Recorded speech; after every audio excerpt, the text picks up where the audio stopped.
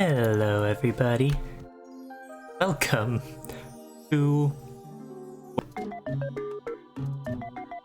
Also don't need first playthrough. Hey there Bridget, thank you for the host. And thank you for dropping by.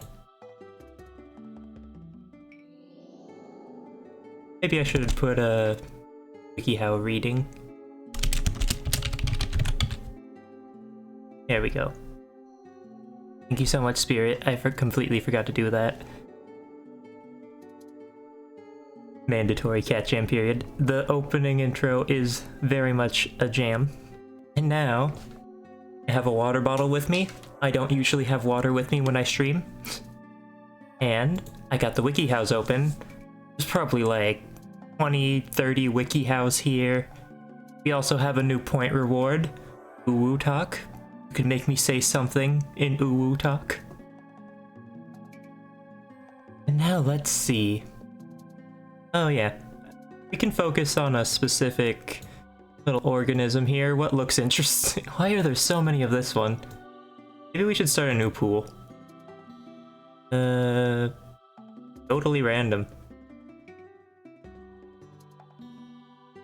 This one looks cool. Let's follow that one.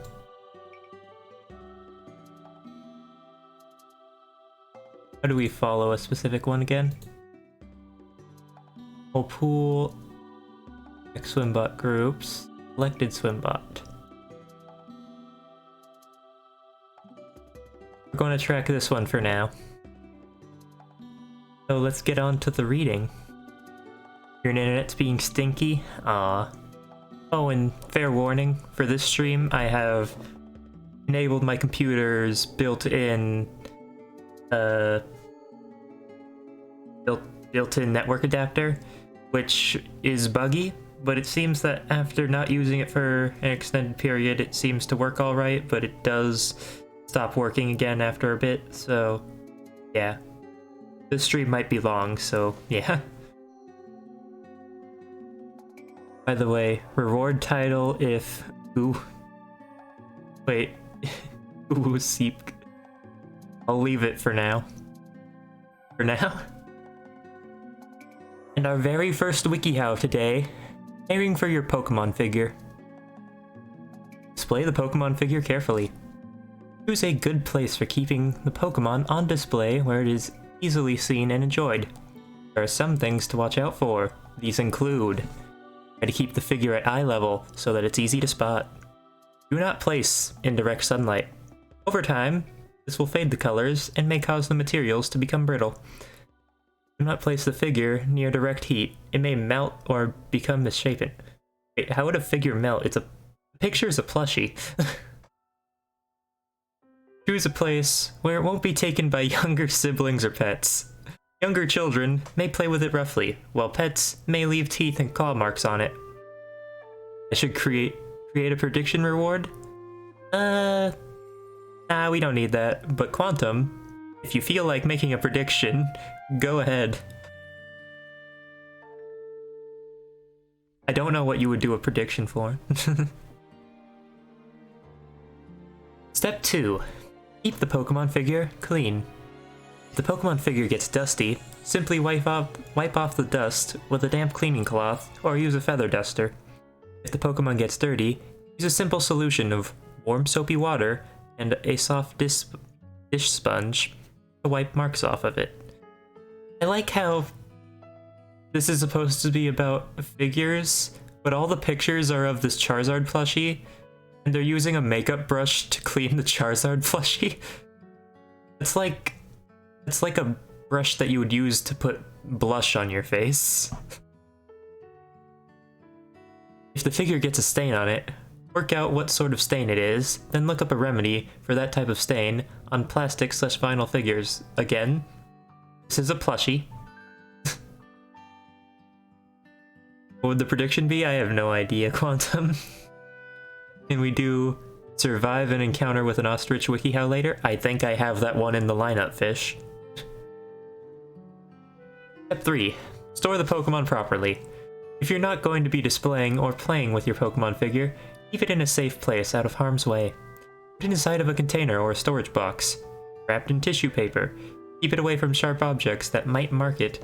Also be careful not to store it next to anything that might leak onto the figure and stain it, such as markers or nail polish. As with displaying the figure, keep it stored away from heat. A cool, dry environment is the best. If storing a set of Pokemon figures, reserve a shoe box or similar small box to put them all in. Line it with soft foam or tissue paper, then wrap the figures individually in tissue paper. Carefully arrange them in a box, add the lid to keep dust off, store as above. This goes against step 1 already. One of the things they listed implies that you would be hiding it away.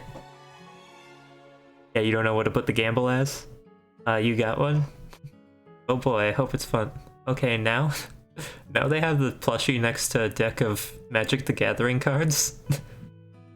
Keep all of the items that relate to the figure. In terms of keeping its value, you might like to keep any cards, instructions, packaging, and related items for future purposes.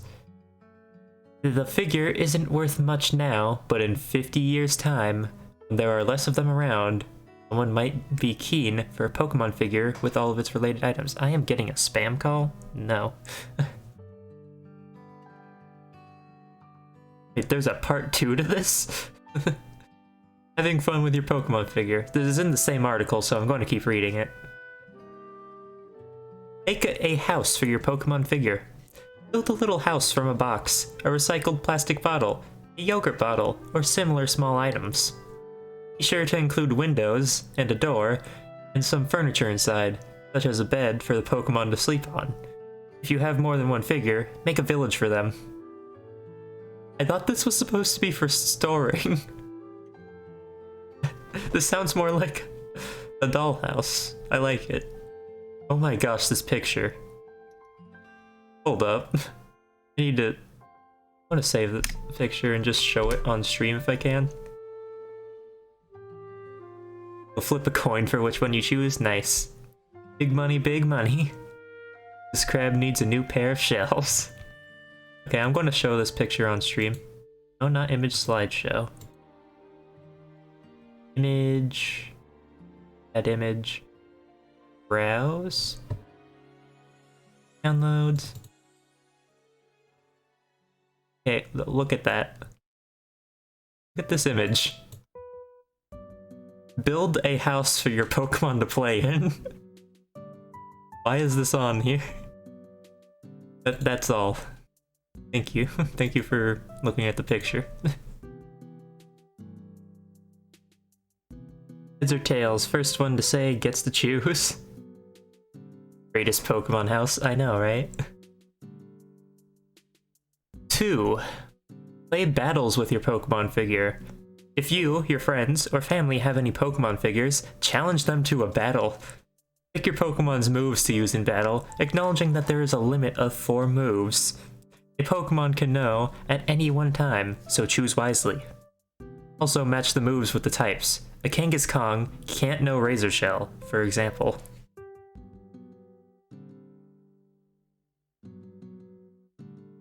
Step 3. Give it a nickname. If you have a lot of the same Pokemon figures, or you simply just can't pronounce or remember its original name, you can give it a nickname. Why would you have several of the same Pokemon figure? 4. Have fun with your Pokemon. That's the best part. You could give it a birthday. Watch its favorite shows together. Give it gifts for Christmas or Hanukkah, whatever you celebrate. Include it on special occasions. Take it on vacations. Let it have playdates with your friend's Pokemon. I thought this was supposed to be how to take care of it. First you were talking about displays, but now you're saying take it on vacations. Oh, that's the end. But yeah, if you want to maintain the value of your Pokemon figures, take it on a vacation. That's number 1 down. Now, the next one. How to flirt. Flirting, at its most basic, is playfully showing you are romantically attracted to someone. If you are ready to flirt with someone, you should already know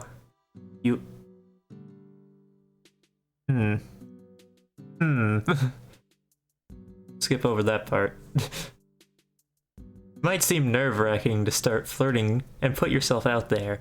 Fear not. It's normal to be nervous around someone you really like.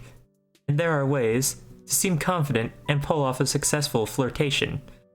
Whether you're flirting online or in person, it's important to keep a balance between revealing your feelings and keeping the person you like intrigued. If you want to know how to flirt, and you'd like some help getting to know someone, this article gives you some general advice. Step 1. Make eye contact. Is this the TikTok meme? More gamble? Question mark? Eye contact is the best and easiest thing you can do to start flirting. You can look deeply into the person's eyes, while also taking the time to break eye contact to keep things from getting too intense. Consider using it in these ways. Get caught looking, don't stare. But do throw small glances at someone. Keep doing it until he or she catches you, or they. Hold the gaze for a second, smile, and look away. Look into his or hers, or they's, their eyes when you talk. Particularly at meaningful points in the conversation. For example, when you're paying a compliment. Blink or raise your eyebrows at your crush. It is cheeky, but it works, if used sparingly. Do it when you're looking at someone from across a room, or if you're talking in a group and say something really meant for them.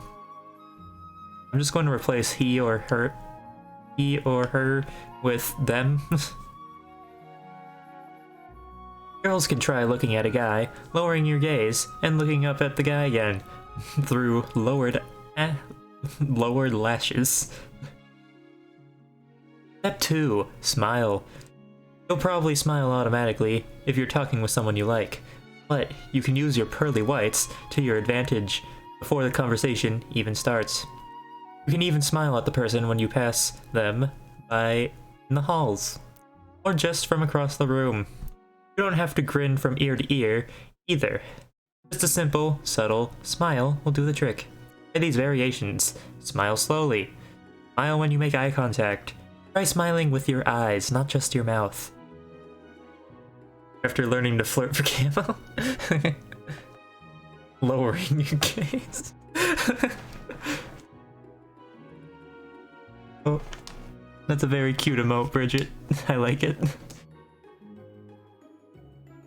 Step 3. Start talking. Introduce yourself, or maintain the mystery. Optional. If you don't already know the person you're flirting with, an introduction, or lack of one, can be a great thing to build flirting around. Avoid the urge to have a cheesy pickup line. Saying hi, followed by an introduction or a simple question is much more effective and less forced. If your crush doesn't know your name, and you're naturally a gregarious person, try introducing yourself at some point. It can be as simple as, hi, I'm, name. And you are... Make sure you get the other person's name. To help yourself remember it, try repeating it after they say it to you. Such as, Lily, I love that name. Or, if you want to make yourself seem like a bit of a challenge, work to keep your identity a mystery for a little while. If the other person really wants to know, he or she or they will ask around or keep pursuing you. If the person you are interested speaks in another language like Spanish, pick up a few words of the language before you strike a conversation. Or, initiate a conversation. Wait, what? Okay. Whether you already know the other person or not, conversation is the best way to move the flirtation forward. The person you're flirting with will be impressed by your boldness and confidence. Here are a few guidelines. Talk to someone you don't already know. Perhaps the best way to strike up a conversation is to start with an observation, which ends with a question. I can't believe how much it rained this week. Or, this is sure packed, hey? What you say isn't important. You are simply inviting the person to talk with you. Find common ground with someone you do know. If you've already met the other person, strike up a conversation based on a shared experience or interest. For instance, you might talk about a class you're taking together, or the train you both take to work. Again, the topic itself doesn't matter. What matters is that you're inviting them to interact with you. Gauge the response. If the person responds pleasantly, continue the conversation. If the person doesn't respond or seems preoccupied or disinterested, they probably aren't interested in flirting with you. I'm going to take a sip of water. Too many moving lines? Wait, what? Drum roll, please.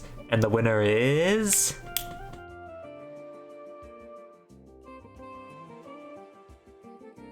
Stream's lagging a bit, by the way. It isn't that bad. Heads! Yay! I'm also going to make sure is the swim bot we're following, it's still alive. Make sure to tell me when that swim bot dies. Step 5. Keep it light. Don't bring up anything too personal when you're talking. Talk about the environment around you, the show you just saw, etc. Keep personal information, such as religion, money, relationships, education, and so on, out of it. Unless the person enjoys intellectual debates without becoming over-emotional. Generally, the best way to avoid debating topics personally relevant to either of you, such as either of yours or their religion, and to rather discuss topics you don't have a personal stake in. Alright, that's enough gamble for now. Also, you think the one you were watching originally died a long time ago, but it switched to another? Ah, sweet. But it automatically switches. 6. Use body language to communicate your intentions. Nonverbal cues can say a lot more about how you feel than what's actually coming out of your mouth. So make sure you're communicating how you feel. Try the following. Keep your stance open.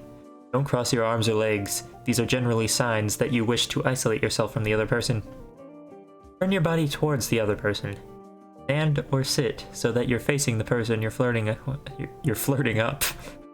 Angle your torso towards them or point your feet in that direction. Break the touch barrier.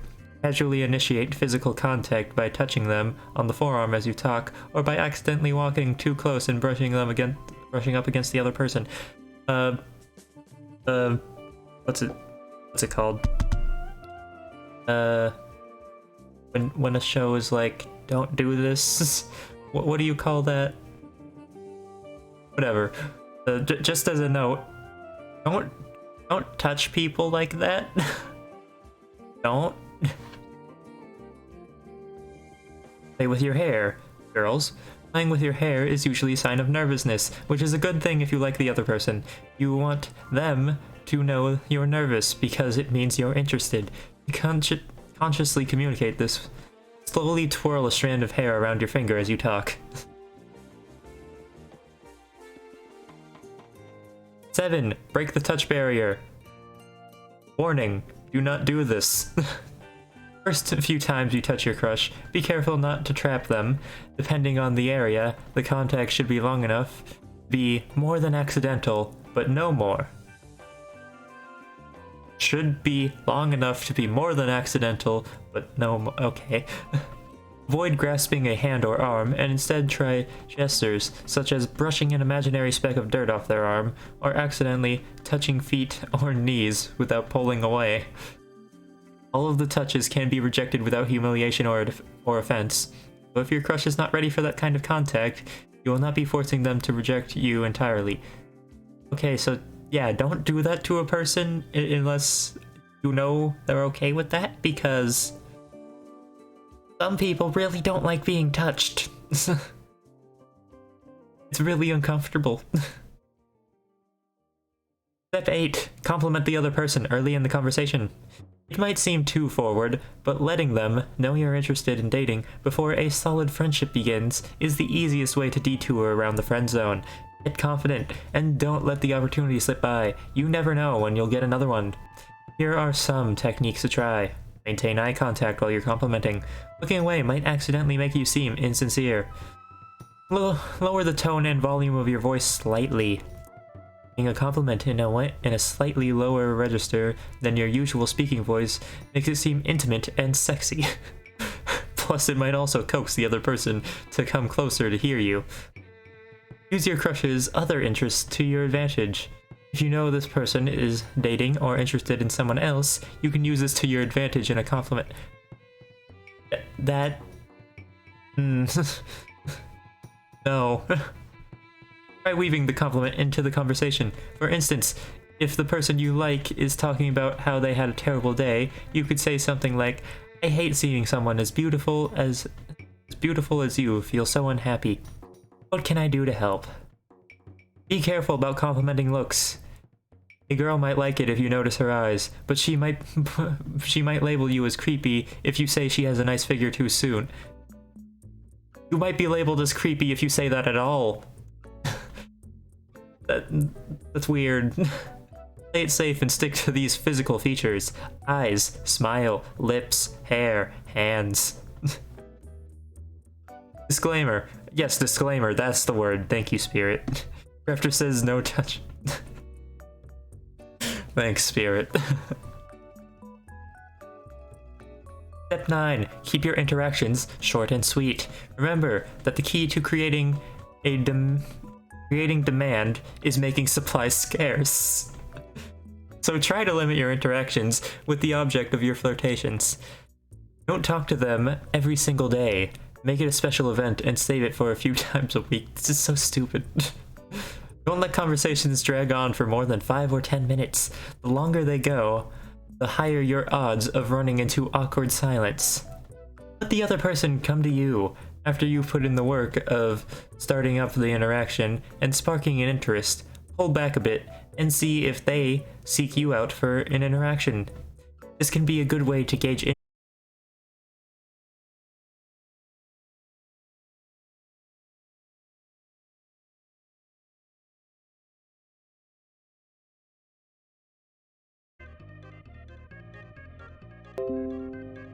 Okay, we are back.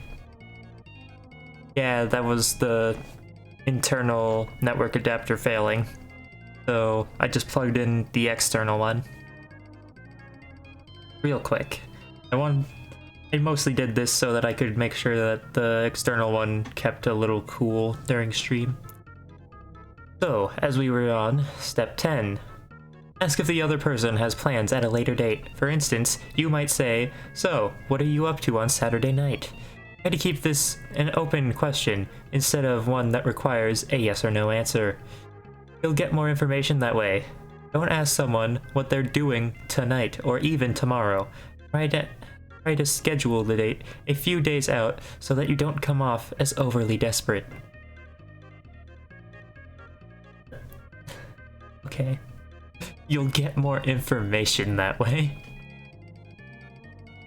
Suggest a specific event and ask if they would like to come along. This is the best approach if you're trying to arrange a group date. You could say something like, so a bunch of us were going to see a movie on Friday, and I'd really like it if you came with us. Be straightforward. If you're feeling extra confident, go in for the kill without any pretense. Now wait a second. For instance, you could say something like, I'd really love to take you on a date. When are you free? Did a straight person write this? Oh, most definitely, Bridget. A straight and very specifically cis person who may or may not have been a bigot. Because, they are... yeah. Method 2. Flirting by texting or chatting. Keep your approach casual. Don't let yourself get so nervous that you forget basic conversational skills. Instead, try to stay calm and open the conversation in a low-pressure way. If you've never chatted with the person online before, you may even find an excuse for talking to them, like asking a question about homework or talking about a sports team that you both like. If you're texting a person for the first time, make sure that they know who you are and that they don't feel creeped out. There are ways to start a conversation through text or chatting. Hey, how's it going? Did you see/hear insert event that you both know about here? How's your week going? Step 2. Don't talk about yourself too much. The majority of people are most comfortable talking about themselves because it's a topic they know well. Instead of taking the easy way out and discussing you endlessly, encourage the other person to talk about themselves. However, You can and should occasionally throw some personal facts in the person's direction to help them ask questions about you in turn. The key is to leave it up to themselves to pursue an interest in things relevant to yourself. This tactic usually serves two purposes. Not only does it keep the conversation going, but it allows you to find out more about your crush. You don't have to possess prior information about the other person to do this step. If you don't know them very well, you can ask, "How did your day go? So, what did you do with your free time?" If you do know the other person a bit, focus on a hobby or interest you're already aware of. For instance, maybe they're really into basketball, or you know that they love to read. Did you see the game last night? Or have you read any good books lately? Would be great starts. More water. This is great.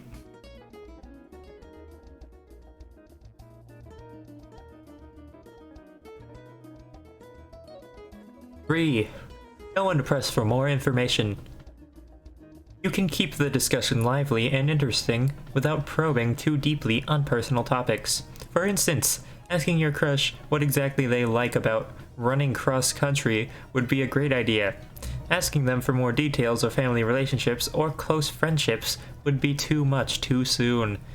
You can do it in a joking, flirtatious banter way that doesn't feel too serious, or you're interviewing the person. Here are some ways to ask for more information flirtatiously. Okay, so in the previous sentence it said to do it in a flirtatious way, but this is a Wikihow on how to flirt, so like, that doesn't... So, are you planning on spending all night online, or do you have more exciting plans for this evening? Are you going to kick some butt in tonight's game? I've noticed the cute kitty in your profile picture. Is that who you spend most of your time with? That one sounds kinda like a passive-aggressive insult. Step 4. Compliment your crush early in the conversation. Don't chicken out and skip this step. It might seem difficult, but it's incredibly important. The compliment communicates that you're potentially interested in dating and steers you away from the dreaded friend zone. If you skip paying your crush a compliment and simply keep the conversation on a friendly level, it might be too late next time. Here are some basic compliments you could use. If you don't know your crush very well yet, but you're working on it, use a compliment oriented in this direction. Say something like, "It's so easy to talk to you," or "I kind of can't believe I'm getting to know someone as interesting as you."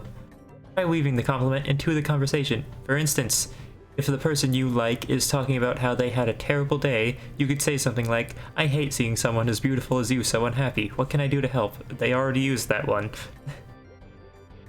Or just creepy. Yeah, a lot of this comes off as creepy. 5. Be bold. If none of the suggestions above appeal to you, go for broke and pay your crush a bold compliment. Try these possibilities using the adjective that fits your crush best or substituting your own. Disclaimer: don't be a creep. I hope you know you're gorgeous, beautiful, amazing, / my favorite person to talk to, / etc. Sorry if this is too forward, but I have to say you're an incredibly amazing person, / so beautiful, / etc. Step 6. Don't come on too strong. You just... Avoid loading compliments with feelings too early. Leaving a person slightly uncertain of the extent of your feelings for them can increase your attractiveness, giving you a bit of a mysterious edge. The point is to not make the person question whether you like them at all, but to make them wonder how much you like them. If you just openly say, "I have a big crush on you," or "I've always thought you were so hot," then you're taking the mystery out of the exchange. Instead, you can send a text or a message that says something like, "You looked cute in your new sweater today." Or another comment that is nice and flirtatious without giving it all away. Can we fire whoever wrote this? Yeah, we should. Convince your crush to pursue you instead of having to do the work yourself. The work? Okay. Though flirting should let the person know that you like them, you shouldn't make it seem like you're doing all the work. Instead, you should just be flattering enough to let the person knows you're interested, but leave them to wonder just how much you care. To achieve this, try phrasing compliments objectively rather than subjectively. Here are examples of objective versus subjective comments. I really like your eyes. They're so pretty. You have great eyes. They're very pretty. Okay, I think I got what I needed from this guide. Puts a cultist clothes for mystery and starts complimenting hands. Oh no. Step 8. Tease gently. Because you can't use body language to communicate over text or chat, you'll have to rely on your words to keep the mood light and fun. Rely on inside jokes based on events you were both present for. Sarcasm. Yeah, I'm sure you look like an ogre this morning. An exaggeration. You're probably a million times better than I am in the beginning. Make it clear that you're kidding. The drawback of using text to communicate is that you can't always read the emotions behind the words. If you're going to flirt with someone by teasing them, make extra sure that you're implying it's a joke. You can use winking smiley faces, all caps, or exclamation points to communicate this. Exclamation points are just a normal thing to use. Just don't overdo it with the emoticons, or it'll begin to feel corny for the other person. If you've already sent something that could be interpreted the wrong way, make your meaning crystal clear. Say something like joke or JK to make a quick save. Step 9. Always leave your crush wanting more. As much as you might want to text this person forever, it's best to bow out before the conversation goes stale, as all conversations are bound to do at some point. The best way to avoid an awkward pause is to leave before one happens. Ending the conversation on a good note will lead your conversation partner to look forward to the next time you can chat. Set up the next interaction before you go. Throw out something like, hey, so I'll see you around tomorrow, or I'll talk to you soon. If you're chatting online, note that you enjoyed the conversation just before you leave. It doesn't have to be complicated. A simple, this was awesome, or I had a good time talking to you, is enough. If you're texting, you can be a bit more casual about it. Be careful not to overcompliment your crush. Your compliments will have a lot less meaning if you bestow them on every single positive trait the person has. Instead, reserve them for meaningful things that are important to the person, such as complimenting a skill they take pride in. Step 10. Don't take it too seriously. What? Keep in mind that flirting is supposed to be fun, and try not to be crushed in your efforts if your efforts aren't successful. Not every interaction will be a perfect 10. Stay positive and try again with someone else. No! No, don't do this. As with anything else, flirting improves with practice. Flirting also doesn't have to be an endgame. Not every flirtation ends in a date. Sometimes you may want to flirt with someone for fun instead of hoping it'll go somewhere. Hey, yeah, that part's true, I guess. But yeah, if you end up flirting with someone and it doesn't work out, don't immediately move on to a different person. That's the end of this one. Let's check up on the swim bots. Oh yeah, they're doing real well. Kinda. Okay, most of them are dead.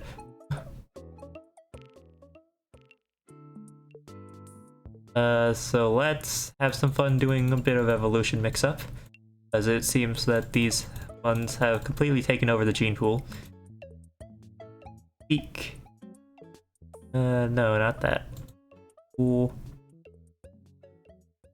Bot.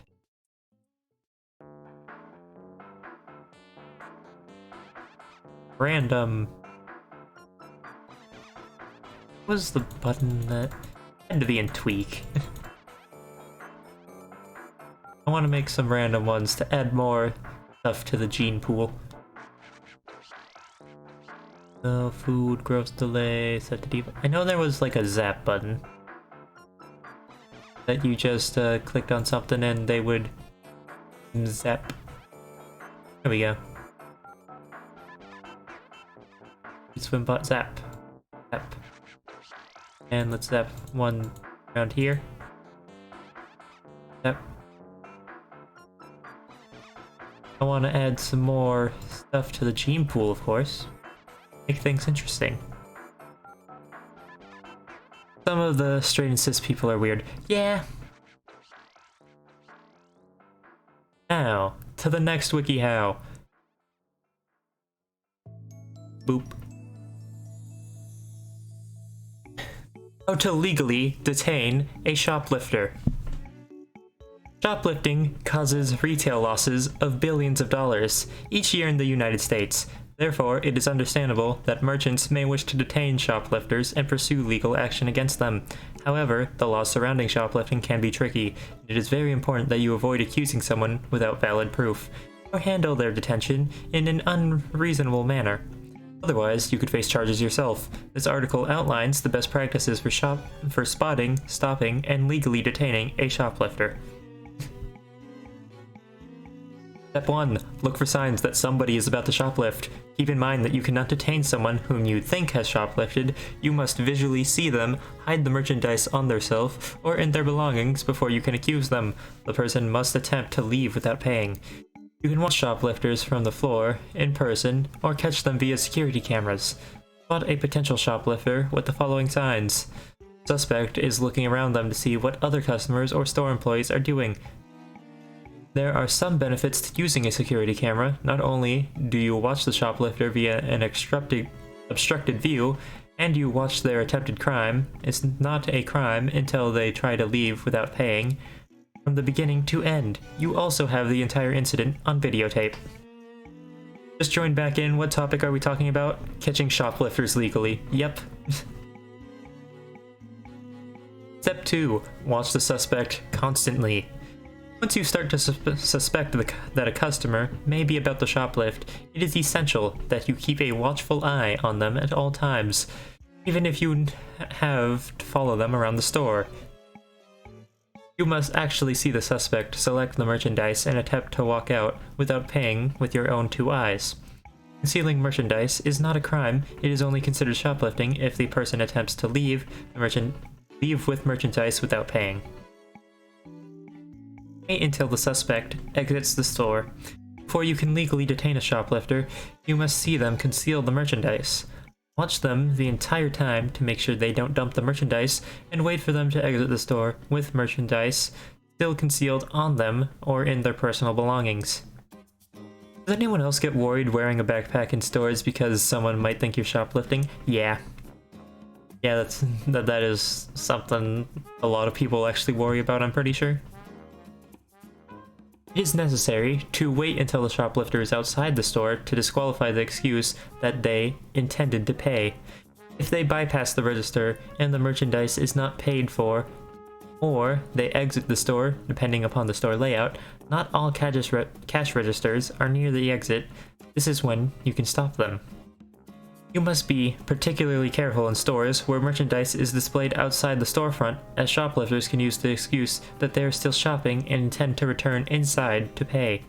Rather than approaching the shoplifter alone, it is always best to have another employee with you, and at least one of you should be of the same sex as the suspect. There is no merchandise worth your health, safety, or life. To be honest, it's more worrying to me when I walk in and out quickly. Oh yeah, that's something people also worry about a lot.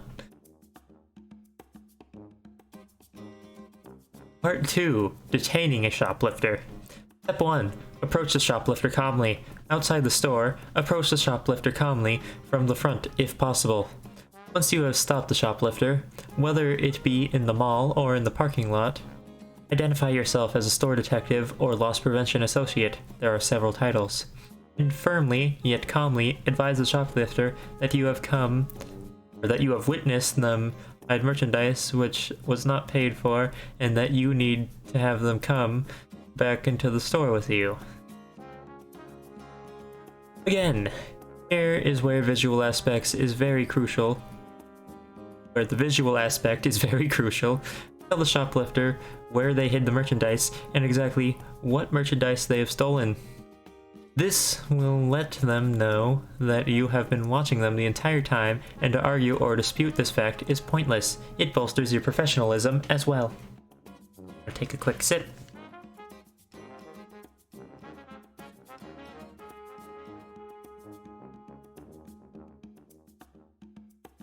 Talking this much makes my mouth pretty dry. Do not be surprised if they throw the merchandise at you and try to make a run for it, or even return the merchandise to you in the parking lot or mall and tell them they forgot to pay and tell you that they forgot to pay for it. They are clearly attempting to downplay their crime or even explain away their crime. Do not fall for this. You should never attempt to chase a shoplifter who runs away, at least within the store or shopping mall. Two people running through crowded areas poses a risk to the safety of shoplifters and store employees. That actually reminded me of something. What was I thinking of? Oh yeah, that reminded me. I'm giving you all a free fun fact. I heard this thing about Target. They actually have a policy where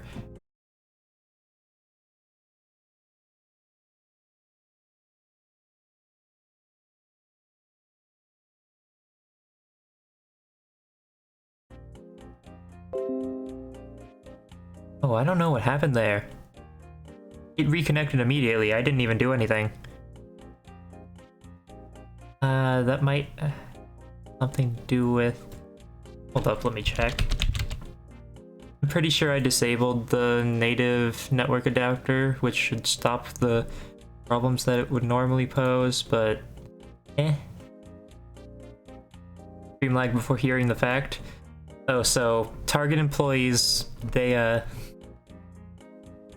told that they have to wait until enough footage is gotten of stolen merchandise so that the police can actually charge a shoplifter for like a large-scale crime. Hi there, Destroying. Thank you for dropping by. Okay, so step 2, retrieve the stolen merchandise. It is best to retrieve the stolen merchandise, or at least some of it, while you are still outside the property, as this will confirm the theft and validate your detention of the shoplifter. If it becomes obvious that the suspect no longer has the merchandise on, it is best to apologize and let them go, as you have no proof of the theft. This is known as a bad stop. Step 3. Escort the shoplifter back into the store. Tell the shoplifter that you need to take them back to the store to discuss the matter in detail. Escort the shoplifter with you and the other employee on the other side of them. The majority of shoplifters will be humiliated, and being caught will quietly comply in the hopes of being released. Take them to the loss prevention office and retrieve the stolen merchandise from them. If you have not done so already, take a picture of the shoplifter and the merchandise stolen. At this point, you should call the police. If the shoplifter is a minor or elderly person, or a person with mental disabilities, you may wish to call relatives to come pick them up instead of calling the police at your discretion. Tally up the amount stolen. This can make the crime a misdemeanor or a felony, depending on the state. Which is why Target employees wait until it becomes a bigger crime, a felony. So that police actually do something. Step 4. Ensure that you hold the shoplifter for a reasonable amount of time only. It is very important that you only detain the shoplifter for a reasonable amount of time, and use no more than reasonable force when handling them. Otherwise, you may be exposed to civil liability for negligence. It is possible to use handcuffs to detain a shoplifter. If they become violent and pose a real threat to the safety of the store staff and customers, why would a loss prevention officer have handcuffs? They're not like a real officer. I don't even know if officer was in their actual title. I don't remember. It is possible to use handcuffs to... Oh yeah, already read that. Using excessive force, extreme foul language, verbal threats, or racial or religious slurs are considered to be unlawful. Also, that makes you a bad person if you do that. Hand the situation over to the police. When the police arrive, depending on the amount of the theft or some other situation, outstanding warrant, if the shoplifter is obviously drunk or under the influence of some drug, the shoplifter will be issued a citation, misdemeanor, and no outstanding warrants, etc., which will give them a court date to appear to answer the shoplifting charge. Small flush 69. What? What fish? Oh, that's the end. Neat. So now you know how to legally detain a shoplifter. I hope that was helpful for everyone. Why did I add this one? It's a horrible emote. Well, I can't see it.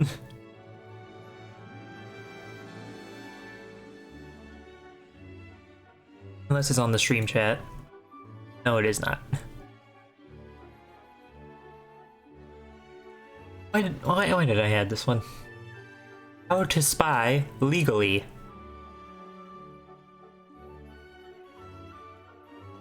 I probably just added this because I wanted to find the dumbest Wikihows that should not be on here. Not a real one? Oh, okay. Also, clap, chat, remember, don't report someone for stealing food. Spying on someone else is a tricky proposition. It is not easy to do, and many of the activities that come to mind when you think of spying on someone on television or at the movies are probably illegal. The law does not define what spying activities are illegal, rather, it makes specific conduct illegal. If you feel the need to spy on someone, you should be aware of what activities you can safely do, and which activities are prohibited. If I feel like I want to skip this one, I will do so. Step 1. Conduct legal spying. Set up a hidden camera in your home. If you expect the person on whom you wish to spy on will be in your home, example, a spouse, you can set up a camera to monitor their activity so long as you own the property and no audio is recorded. Oh, is that why cameras in stores don't record audio usually? Is there a WikiHow on how to speedrun? I did not actually look up one, I should have. Unless I already do have one. Ugh, this could be useful. Wait, what?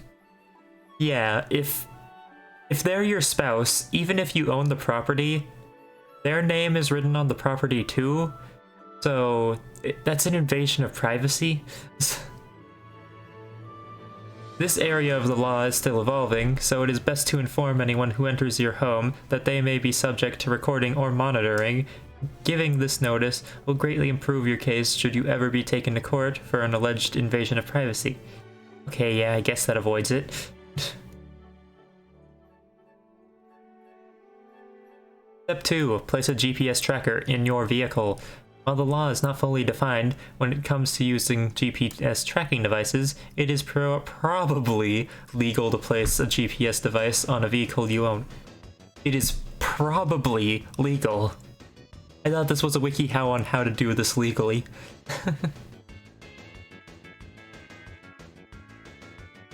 If the person on whom you wish to spy might use your vehicle, this can be a great way to keep track of their whereabouts, because it is your property, like your home in the above example. You have greater rights to monitor the use of that vehicle than you would if the vehicle belonged to someone else. You would not have any rights to do that if it belonged to someone else. I mean, car dealers do it all the time. Yeah, but I'm pretty sure they take them off afterwards because they want to keep track of their merchandise. Step 3. Hire a private investigator. If you don't know how to go about spying on someone, don't have the time, or would simply prefer to let someone else do this task for you, you can consider hiring a private investigator. These individuals have surveillance experience and will likely have a decent idea of the privacy laws of your jurisdiction. After lease is over. Oh. Okay. Step 4. Use publicly available information. You can find out a surprising amount about a person and their activities by simply searching for them on the internet. Try looking for things like property records, credit reports, and criminal histories. 5. Observe the person in public place. That's still creepy. If the person on whom you wish to spy is in a public place, they have no expectation of privacy, and it is therefore legal to observe and make note of what they do, where they go. This is... That I'm pretty sure would be harassment. And also, if you're doing it in a public space, it might be disturbing the peace if they see you doing it.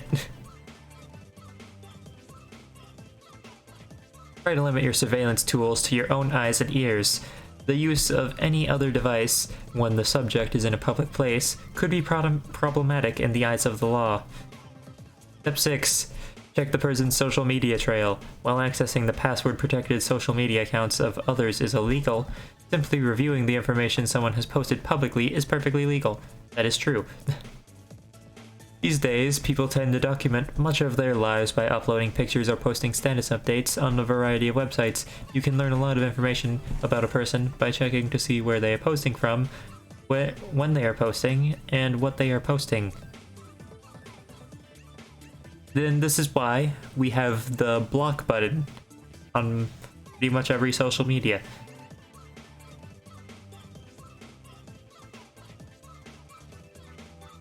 Understanding illegal spying.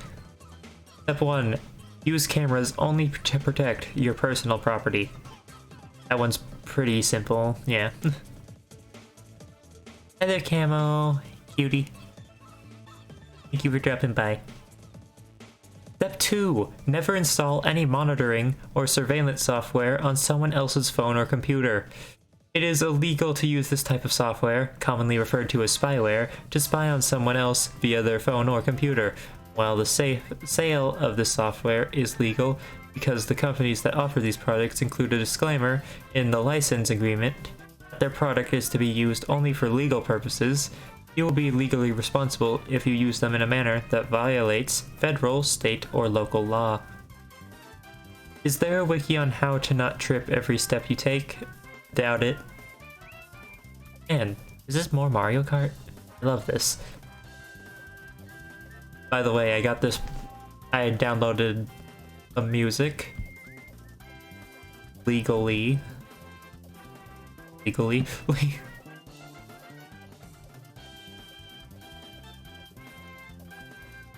This is Monka S. Yes, it is. And I got like a 1.5 hour playlist on loop, so yay. I don't think we have the Monka emotes. No, we might have a Monka egg, but I doubt it. We have Pepe snakes, I'm pretty sure. Ash, thank you for dropping by. We are reading Wikihows right now and watching Evolution.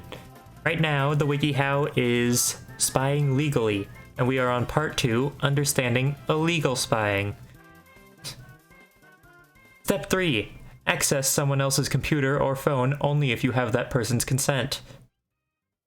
Accessing someone's private communications without their knowledge or consent is against the law.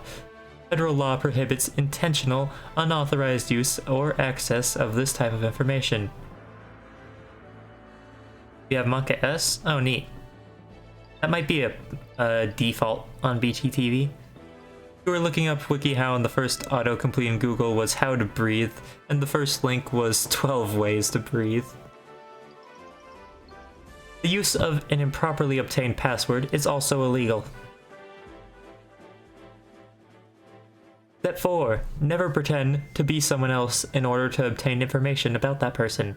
The legal term for this is pretexting, and it is illegal. Or identity theft.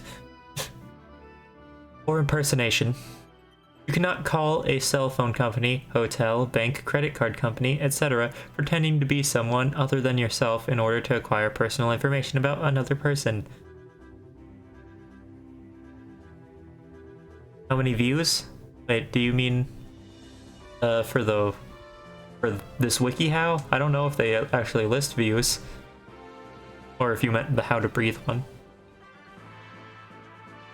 Step 5. Know when you can record a conversation.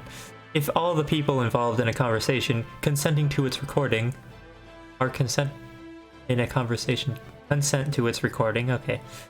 It is always legal to record that conversation. In 38 states, including the District of Columbia, it is legal to record a conversation in which you are involved in without the consent of the other person/people involved. Oh. whether in person or over the phone. However, if you are a resident of California, Connecticut, Florida, Illinois, Maryland, Massachusetts, Michigan, Montana, Nevada, New Hampshire, Pennsylvania, or Washington, it is illegal to record private conversations unless all those involved give their consent. In California, for example, it is only legal to tape someone without their knowledge or consent if you knew ahead of time that it was against the law to do so. Wait. In other words, you have to intend to break the law in order to do so. Excuse me? That's not even the Wikihow, that's just a dumb law. There's no way to prove that. Part 3. Protecting yourself from spying by others. Step 1. Change your passwords. Step 2. Get a new phone and or computer. That's expensive? If you notice your phone bill is unusually high, your device's battery is draining more quickly than normal, unexplained icons are appearing on your device, or you notice a decrease in the performance or speed of your device, this could be a signal that your device is being monitored by software running in the background. If you have the finances available, getting a brand new device is the best way to ensure your personal information is not compromised and that you are not being tracked. Alternatively, you could ask the manufacturer of your device or check the internet to find out if there's a way to reset your device. That must have forgotten to put didn't. I don't know. Also, Pokemon Mystery Dungeon music. I love it. Step 3. Exercise common sense computer safety. Whether you have replaced your computer or simply restored it to its factory default, it is a good practice to follow the basic safety practices before going forward to protect yourself from further intrusion. For example, use an antivirus program. Use encryption software for especially sensitive communications. Cover your webcam when it's not in use. Don't click on emails or links you don't recognize. And that's the end of that one. That one was not as weird as I thought it was going to be at first.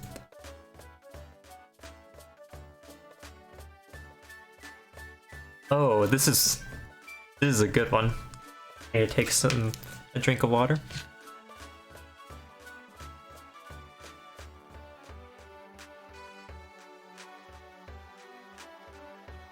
Okay, everyone, get ready. How to find and care for a pet tardigrade / water bear. Water bear is a colloquial name for tiny multicellular critters that have always delighted microscopists. They are properly called tardigrades, slow walkers with 4 pairs of stumpy legs and lumbering gait. They do look a little like a microscopic bear, an 8-legged microscopic bear, that is.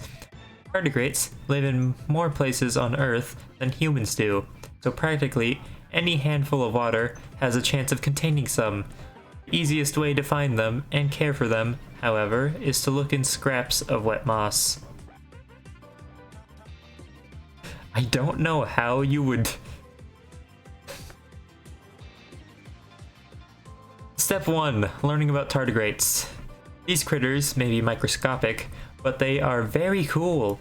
Tardigrades, also called water bears, are some of the most amazing animals on Earth and live just about everywhere you can imagine. They can survive temperatures as low as -200 degrees Celsius and as high as 151 degrees Celsius, freezing in a block of ice, lack of oxygen for days, possibly months, lack of water for decades, levels of X-ray radiation 1,000 times the lethal human dose, many noxious chemicals, boiling alcohol, low pressure of a vacuum like that of space, extreme pressure up to 6 times greater than found at the deepest part of the ocean. Note that they can only survive these conditions in cryptobiosis. If you expose a living tardigrade to these conditions, it would die instantly. Interesting. I didn't know that. Step 2. Look for a moist tardigrade habitat. Many tardigrades are aquatic, but the easiest place for humans to find them is in damp moss, lichen, or leaf litter. Search in forests around ponds or even in your backyard. Your best bet is to look in damp places where tardigrades are active. You can get a sample of dry habitat if nothing else is available, since it may contain tardigrades in an extreme hibernation state.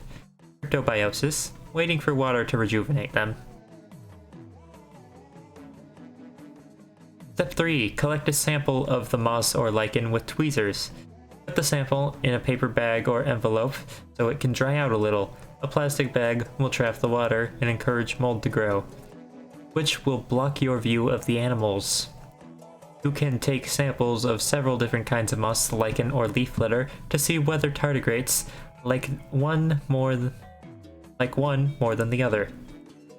Soft lichen is more likely to have tardigrades than hard, crusty lichen. You can even find water bears in the powdery lichen that grows on rocks and brick walls. Lick. Camo, what? Step 2. Setting up the tardigrade shelter. Part 2. Step 1. Put the samples in a petri dish. You only need to find a tiny pinch of the material in each petri dish. If you don't have a petri dish, you can use a small, clear plastic container. Blister packs that used to hold pills are a good option. Step 2. Soak the moss or lichen completely. Add water, preferably distilled or rainwater, until there is 1 centimeter in the petri dish. Let soak for 8 to 24 hours to make sure water bears are active. Step 3. Squeeze the water from the moss into a new petri dish. Okay. Squeezing or shaking their habitat will release the microscopic critters into the water. Step 4. Find a low-power microscope. Most tardigrades are about 1/4 to 1/2 millimeter long. That's almost at the range of human sight, a little smaller than a period. It only takes a microscope with about 15 or 30 times magnification to spot one. If you don't have one, look for a cheap stereo microscope online. I really don't believe they're that big. That would be a little unsettling if there were things that big in like a water bottle, because it said that they can live in like any water.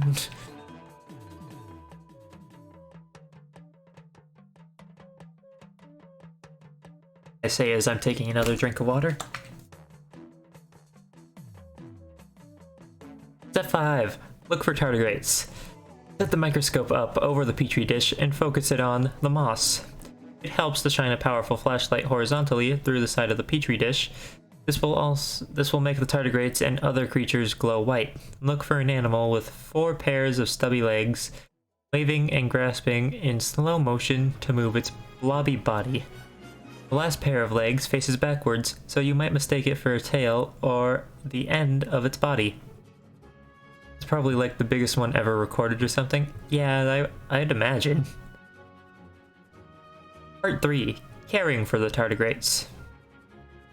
Step 1. Feed the tardigrade. Water bears suck out the juices from moss, algae, and lichen to feed. Put a bit of plant matter in once a month, or replace the old stuff if it starts to turn moldy or decompose. Water bears also eat nematodes, little worm-shaped creatures, and rhodophires, tiny plankton. Try to find nice, wet moss for the water bears, as that is most likely to contain their prey. Some tardigrades live in fresh water, and others live in salt water. Stick to water in plants from the same type of environment where you collected your tardigrades. Oh, I just got a text.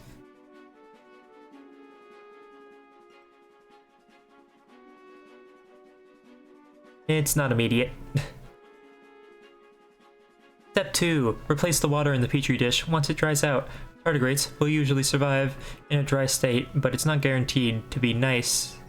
Oh, it's not guaranteed. Be nice to your water bears and keep them wet. Step 3. Enjoy caring for your tardigrades. They won't mind if you look at them under the microscope once in a while. If you're lucky, you might see them shedding their hard outer cuticle, laying eggs, or hatching. Here we go. That's the end of that one.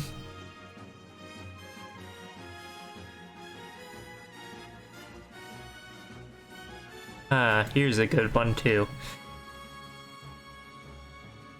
How to use superpowers in a lucid dream.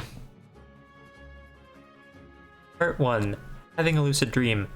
Step 1. Practice awareness. To become aware that you are dreaming, you have to notice your environment and realize this is just a dream. Some experts say that practicing awareness of your environment while awake can help you to do the same while sleeping. That one was actually kind of cute. Yeah, it was. During the day, look around and notice details like the heat of the sun or the feeling of pain when you stub your toe. With practice and attention, when you are dreaming, you should be able to notice the absence or difference in these details and realize you're dreaming. That is not true. I feel pain when I'm dreaming. Step 2. Try meditation at night. Since lucid dreaming typically occurs during the REM sleep cycle, which happens towards the end of sleep or just before waking in the morning, some lucid dreamers recommend setting an alarm for 4 hours after you go to bed at night.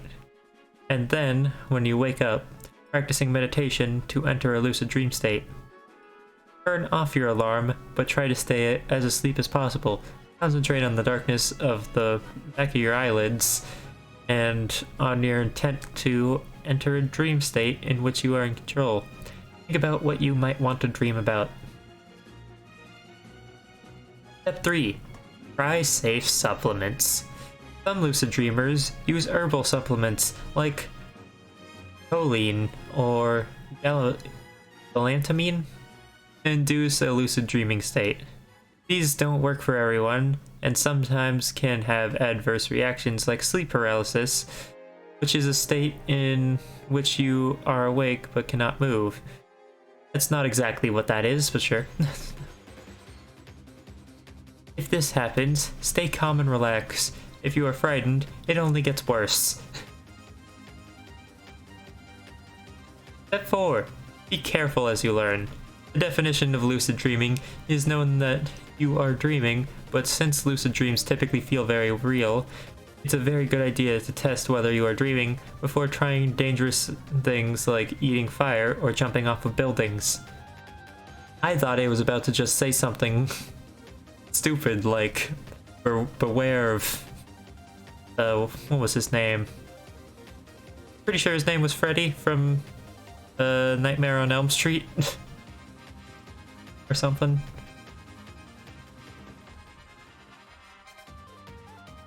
To test whether you are dreaming, do what is known as a reality check. A reality check helps you ensure that you are actually dreaming. To perform a reality check while lucid dreaming, attempt to do something impossible but not dangerous, like floating in the air. Cat jam. Heck yeah. Okay. Wait. They labeled this wrong. They had to have labeled this wrong. I think they meant to put part 1 and part 2 into method 1 and method 2, because method 1, having a lucid dream. Method 2, shape-shifting. I think they meant to put part, not method. Because if I could just shape-shift and have a lucid dream, that would be pretty neat.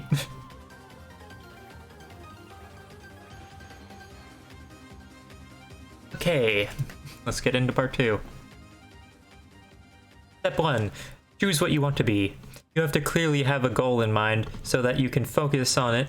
Concentrating on your goal in a sort of meditative practice helps you control your dream. Step 2. Use a mirror to shapeshift. A clear pond, window, or anything else that gives you a good reflection will also work. Stare at yourself and will your skin to change and form into the shape you desire. You can also start at one end of your body, for instance, your feet, and consciously think of each part changing. Some lucid dreamers like to walk through the mirror at this point, fully embracing the alternate persona. Step 3. Act out your new shape. This is another method if you don't prefer to use a mirror. If you find it hard to visualize a mirror, simply behave as if you were the thing you want to become. For example, if you want to shapeshift into a dog, get down onto your hands and knees, start barking, and wag your tail. Pretty soon, you'll feel your hands turn into paws and your face change. Method 3. Flying like a superhero. Step 1. Perform a reality check. This is to ensure your safety before you attempt flying, even if you are confident you are dreaming. Other conditions, like being high on drugs or sick with a very high fever, can induce a lucid dream state, so you need to be sure you're dreaming. Float up in the air or on one hand through a solid object before proceeding. As long as you can do this, you know you're dreaming and can move on. Step 3. Bounce around. Before flying, enjoy the landscape of the dream by bouncing around, increasing your height with each bound. This gives you a safety net because your height is not that great. Don't focus on the feeling of landing when you come down, just on the feelings of going up. Just keep increasing the height and distance that you bounce. Step 3. Find a high place to jump off of. While experienced lucid dreams can often just float up in the air and start flying, one easy way for the beginner is to jump off of something high. This will force your mind to decide that you can fly rather than fall. If you have the ability and control, you can design your dreamscape with mountains or cliffs, otherwise you'll have to explore your dreamscape to find a suitable place. Step 3. Start running. If you're on a cliff, run towards the edge. Good thing they put reality check first. Who's writing these? I would like to know too. If you're on a flat surface, you can still make this work. Start running in a straight line like an airplane taking off.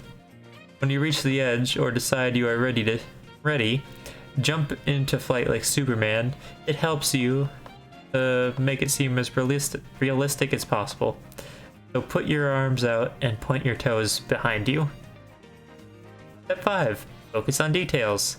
Lucid dreaming's a lot like meditation and requires concentration and focus to keep it up.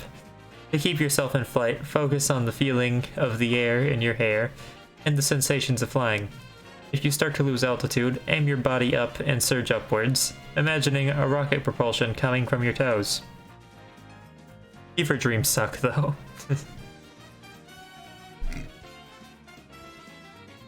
Step 6. Don't look down until you feel comfortable with flying. Once you are steady, looking down at how high you are and how tiny everything below you is can be very enjoyable, as long as you're not afraid of heights. If you are afraid of heights, you have a couple of options. You can try and construct a version of yourself who is not afraid of heights. Simple enough.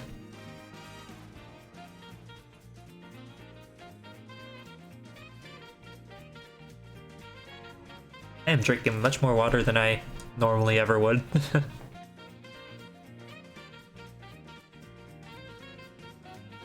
Step 7. Remember that you are dreaming. If you begin to fall, remind yourself that nothing you are seeing is real. It doesn't matter if you fall. Alright. I guess that's the end of that one. Ooh, this is a good one. This is a good one. Everyone could use this one. How to start a rap battle. A rap battle is a verbal tussle, a contest of force where the MCs flex their rap muscle. And if you want to hustle to the top of the battle rap bustle, get ready to throw down in a rap scuffle. Battling impromptu anytime, anywhere, will take guts and a foe like all other warfare. Organizing a rap battle event, on the other hand, requires judges, a venue, and rules of engagement. Prep for battles and make your stand by equipping your stage persona with lines thought out beforehand. Seize victory at rap battles across the land. Marshal your word, soldiers, and take command. Method 1. Battling impromptu. Step 1. Select a suitable opponent. Your spontaneous rap battle might fall flat if you challenge an unwilling opponent. Friends that share your interest in rap battles are a good choice. Musicians and poets, having experience with lyrics and rhyme structure, will also likely be a worthy challenge. Step 2. Kick off your battle at the right moment. Timing is everything. A spur-of-the-moment rap battle can captivate onlookers, but a rap battle that interrupts conversations or disrupts activities could earn you contempt. Wait for a pause in the conversations or activities before initiating your battle. Step 3. Initiate the battle. Rap battles generally follow a call and response format. One rapper spits rhymes for a designated period of time, then the other. In a spontaneous rap battle, you won't be able to decide on timing in advance, so your first lines will roughly establish the expected length for each banter. The typical length for a rap verse is 16 bars. For most songs, this equals 64 beats of music. For more on counting rhymes, or for counting rhythms, check out this guide, a link to something I will not link or read. Fit your opening lines to music playing in the background to help keep your sense of timing. Time for a battle. Step 4. Open with a hook. Begin with something that catches the attention of your opponent and anyone else close by. Make bold statements. Call out your opponent's ability to spit unrehearsed rhymes. Try to include your challenge in the hook, as in the following example. You claim you're a fan, watch rap battles all the time. The gauntlet's being thrown down, son, so spit your best battle rhyme. Now's not the time to defer or to whine. The shrug in a sign. You don't mind the sublime chance to climb to the top. Enough said. You go, I'll stop. Yes, I've always wanted to start a rap battle. I know, right, Bridget? Step 5. Rap about your opponent. Sometimes called diss factor, slamming your opponent's rhymes, features, and so on is an important part of a rap battle. Opening lines that taunt your opponent can bait even unwilling participants to join the battlefield. Interesting. Hello there, Sarlene. Thank you for dropping by. Step 6. Use your opponent's rhymes to your advantage. Listen carefully to your opponent as they rap. Downplay their claims. Reinterpret their words to your own advantage. In the rap world, the technique of turning an opponent's words back on the opponent is called a flip. For example, if an opponent says, "He says he's a battler, I find him unfit. This kid can barely spit." You might respond, "If you think I barely spit in this duel, I'd rather barely spit than do like you and drool." Okay. That one was a little awkward to read. Step 7. Involve bystanders to draw them in. Address the crowd in your lyrics. Pose rhetorical questions to any onlookers. This will help you connect with your audience, exciting them and winning you cheers. Many impromptu battles are decided by popular opinion, so having the crowd on your side is important. As an example, you might involve the crowd by saying, "Did you hear what she said? She spits cotton balls, not bullets of lead. He's an underfoot thread, not a poisonous copperhead. Don't be misled." You gotta learn to say a full sentence without tripping first. Same. Method 2. Organizing a rap battle event. Step 1. Recruit judges for the battle, if necessary. In some cases, you might decide to have the crowd judge the winners. In this case, you won't need judges. For more serious competitions, judges with a deep understand of rap battle structure and delivery will be able to more consistently rate and critique battlers. When using a crowd to judge a rap battle, you'll need a voting system. Have the audience applaud for the battler they think did best. Print out simple ballots so audience members can vote. Step 2. Arrange a venue for the event. The size of your venue will largely determine how large or small your event can be. I mean, they're not wrong, but... Contact local schools, libraries, community centers, bars, concert halls, and similar venues to see if you can host your event at places like these. When finding a venue, verify that there is a microphone or a sound system available. In large spaces, especially, it can be difficult to hear battlers without a mic. Step 3. Establish the rules of engagement. Rap battles held at family-friendly locations will likely frown on profanity and harsh language. You might want to restrict some offensive terms and expressions. You'll also need to decide on the areas battlers will be rated, the number of points for each area, and the time or length allowed for each battler. Need some more water.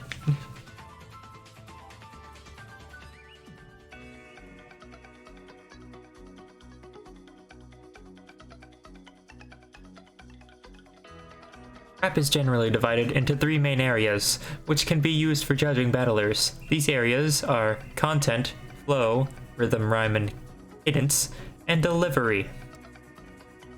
Dissing during a battle can sometimes get out of hand. Some rap battle leagues ban the use of certain kinds of hate speech, while those that involve... No, I'm not going to say that.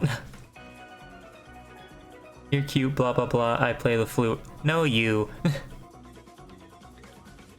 Step 4. Organize prizes for winners.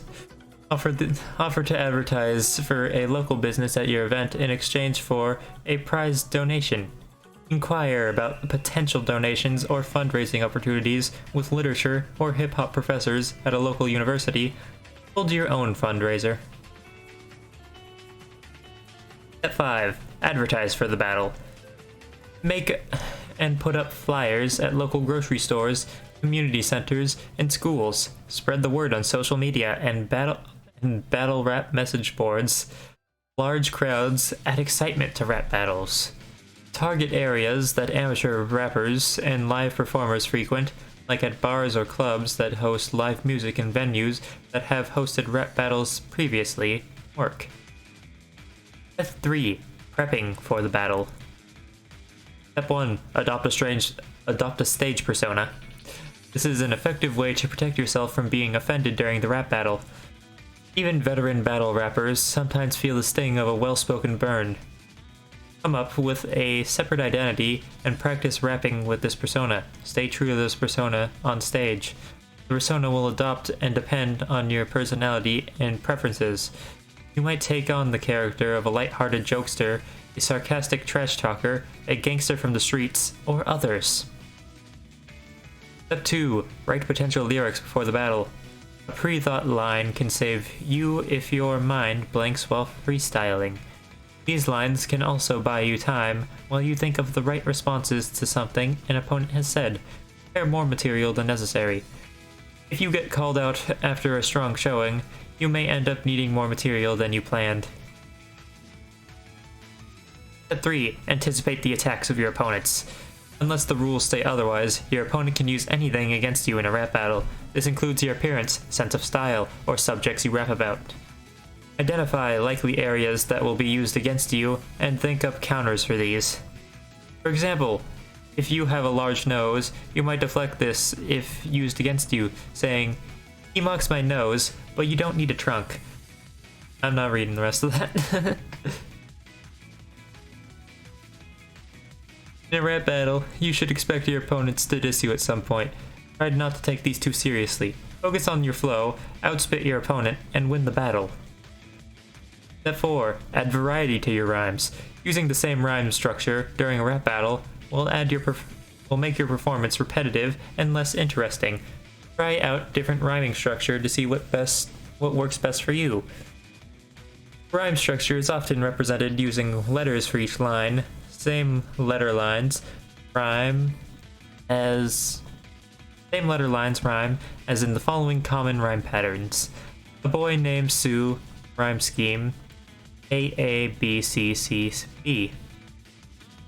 Ballad rhyme scheme A B A B B C B C. Enclosed rhyme scheme A B B A. Fire and ice rhyme scheme A B A A B C B C B. Nice camo.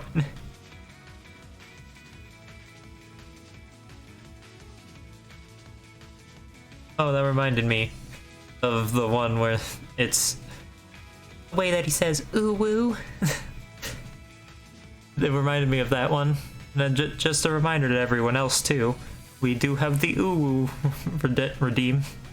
For anyone who wants to redeem ooh woo. Step 5. Rap using words that start with the same sound. Your lines don't always have to rhyme. Instead, try creating lines with words that have the same starting sounds. This technique is called alliteration. Alliteration lines can also rhyme, as in the following example. Fans filter the fighters fit for first place by favorite phrases. I'll flood your flow like 40 days and nights of folklore. Forgetting fighting, you'll finish shameless.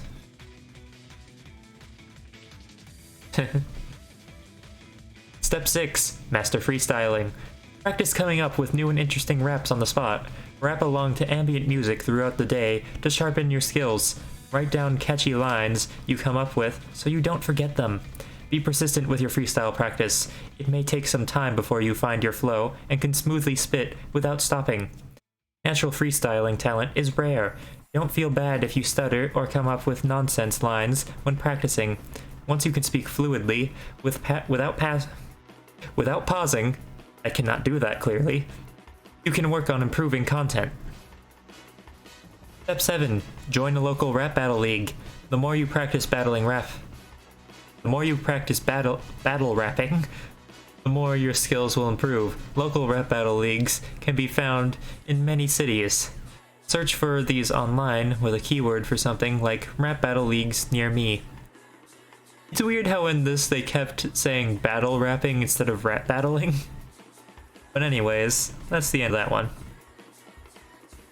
You're back. What's the topic now? Oh, we just finished how to start a rap battle. We're going to do... how to win fights at school. School isn't always a safe place, even though it should be. It can be scary to meet people in the hallways who want to fight you. Of course, you want to come out of any fight ahead of the game, but keep in mind that no matter how you fight, you're likely to get injured as well as get in trouble with your school. If you can, avoid the fight or any other situations to the confrontation. Okay, now we're learning how to beat up our bullies. Wait a second. That doesn't look like bullying, but okay. How to win a fight at school. Have the power of God and anime. You need to take notes since school starts next week for you. Step 1. Pay attention to know when a fight is coming. You usually have warning when someone is about to start a fight. They may be throwing insults at you, acting aggressively, and getting in your space. These are all signs a fight may be coming. If you're prepared, you'll be more likely to win the fight, or at least come out on top of it with less harm. Oh, come out of it with less harm. That makes more sense. Step 2. Start in a defensive position with a prayer-like stance. Don't put your fist up like you're ready to fight. Instead, put your hands in front of you with your palms together. Keep your elbows low and against your sides, and spread your feet shoulder-width apart. With your dominant foot slightly in front, in this position, you're ready to defend vital parts of your body. For instance, you can bring your hands up to block a blow to the face. Oh no. Step 3. Aim to get a blow in as early as possible. Even though you don't want to throw the first punch, you do need to get a hit in early. That's because fights rarely last more than a few seconds, so if you can take them out early, you're more likely to win. If you someone coming at you, try to deflect the blow and then do what it takes to slow the person down. Aim for the groin, for instance. A well-honed kick or elbow, alternatively, go for a punch at the chin, nose, or forehead. Keep your fist straight, otherwise your wrist may break when you deliver a hard punch. Another option is claw at the person's face, as it will often shock them enough to slow down. Step 4. Get the person with your knees and elbows. You're just trying to get the person to stop fighting you, so use what you can. Elbow them in the stomach if you need to, or knee them in the leg or groin. Keep using your knees and elbows to attack the person so they stop attacking you. Seize the chance if you and your opponent are twisted to the side, punch them in the side of the head. You could also push their head down and swing them to the ground. Disclaimer, don't fight people. No gay fist, Sag. I know, right? Step 5. Move forward towards the person as you punch. If you keep moving back, that shows a defensive position, and you want to go to the offensive. Keep going at them until they admit defeat or go to the ground. It's said to keep your fists straight, Bridget. Step 6. Pin your opponent to the ground when possible. If they fall, seize the chance to keep them there. Sit on top of them. If they want to keep fighting, hold them down until they surrender. Someone comes to help, or they're too weak to fight anymore. Once a person goes down, stop hitting them. You could seriously injure them. This one's not that bad. It's mostly about self-defense. But also, why? Step 7. Be careful how you fight to try and avoid serious injury to your opponent. For instance, whenever you have someone in a choking position, be careful not to choke them for too long, as oxygenated blood flow to the brain decreases, a person becomes unconscious. But permanent brain damage or health can also occur within minutes if blood flow stops. If we're not supposed to fight people, why is this Wikihow a thing?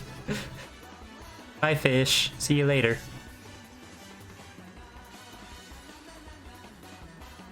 Step 8. Remain calm against a large group. Understand that your focus should be to escape, not necessarily win the fight. The chances of beating a large group without help are low. Avoid showing your opponents that you are angry. When you fight, use your anger as energy against your enemies. Step 9. Run if you get the chance. If your opponent goes down and looks like they won't get up soon, take off. Don't give them the opportunity to get up and punch you again. Send help. Send help back if they look pretty bad off, but get out of there if you can. Method 2. Avoiding a fight. Why was this method 2? Step 1. Report bullying when it happens. If you or someone you know is being bullied, talk to someone you trust, such as a coach, teacher, parent, or guidance counselor. Tell them what is going on so that you can get some help with the situation. Some schools even have programs set up specifically designed to deal with bullying. Bullying is when someone is humiliated, made fun of, or abused over time by their peers. It's not just getting into an argument or even someone calling someone else bad names. It's just a single incident. It's not just a single incident, but an ongoing campaign against a person. Step 2. Walk away from the fight to avoid getting into trouble. Getting into a fight can get you into serious trouble. Even if you didn't start it, many schools have a zero tolerance policy for violence, and you could be expelled from school or worse. What's worse than expulsion? I think they meant to say suspended. Well, I guess criminal charges maybe, but that wouldn't happen. Schools don't care, even if they have a zero tolerance policy. Just be like the Yakuza games and swing at them with a chair or desk. If they continue to come after you, turn to face them, but maintain your distance. Keep them at arm's length at all times, as if they get closer, they can tackle or punch you. Step 3. Look the person in the eye with confidence. Don't glare at them or stare at the ground. Rather, hold their gaze and show them you have confidence. If you show aggression, you can egg them on. If you show vulnerability, they may want to start the fight even more. Step 4. Avoid throwing the first punch. Starting a fight can get you in much more trouble than just defending yourself. Once you throw that punch, you never know how things are going to turn out. You could be seriously injured, ending up with broken teeth or even a concussion, or you could injure someone else just as badly. No matter what happens, whether you win or lose, you're still going to lose because there will still be consequences. Try to find another way than throwing a punch. Walk away or find some help. Step 5. Get the attention of people nearby to help squash the fight. Some people will only fight if there are no witnesses around, particularly if there are no teachers to see it. Yell as loud as you can to get people to come to your aid. If people arrive, you may not need to fight.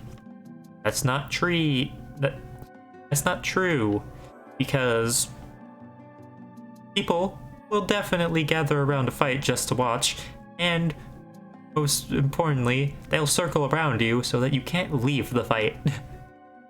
Don't call for a bunch of people to come watch. Back when I was still in high school, people literally walked a mile to go see a fight. And it wasn't just like some people. There was at least 100. I'm not exaggerating. And then the police came. Method 3. Finding alternatives to fighting. Step 1. Ask a friend to help protect yourself from bullying. Walking together with friends as often as possible can help deter bullies. They're less likely to attack if you're with others, as you're much stronger in a group. This is terrible advice? Yeah. Step 2. Take a deep breath to calm yourself down in hot situations. If someone says something rude or is trying to egg you on, your response may be to get into a fight.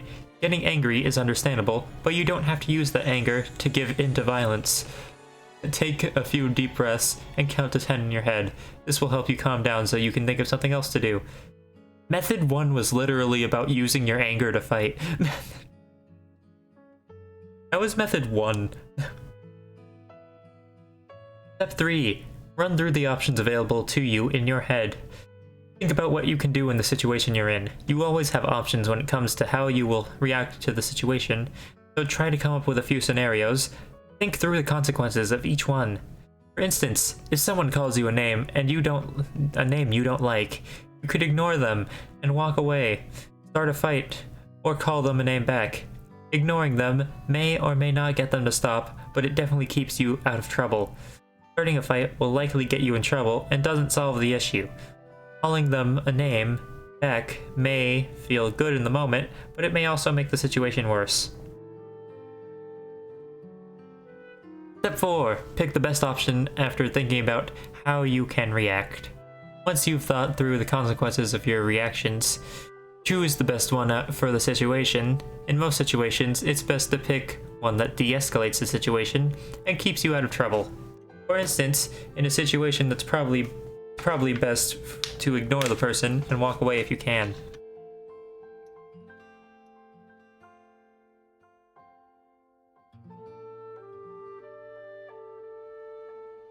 Well, Spirit, maybe the real victory was the friends we made along the way.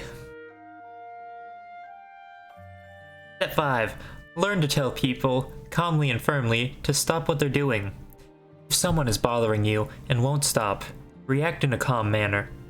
Whether it's something like poking or pinching or making fun of you, they're trying to get a reaction out of you. If you fail to react emotionally, it takes the fun out of it. If you need to, you can reinforce what you say with some light action. And that's the end of it.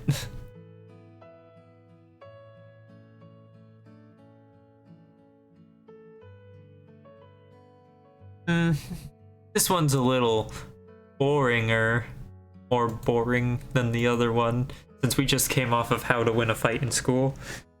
But you know, let's get into it. Just need to get stuff moved. Spellcrafter, all your friends in the swim tank are dead. What?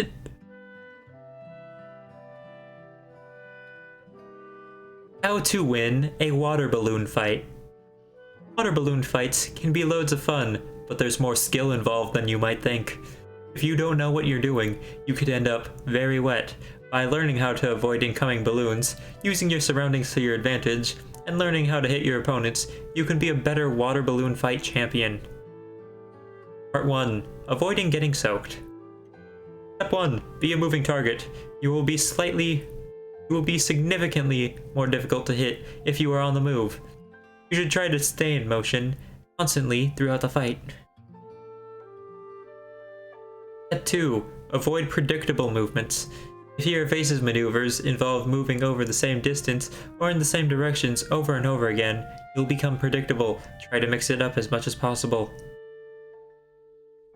Step 3. Take cover.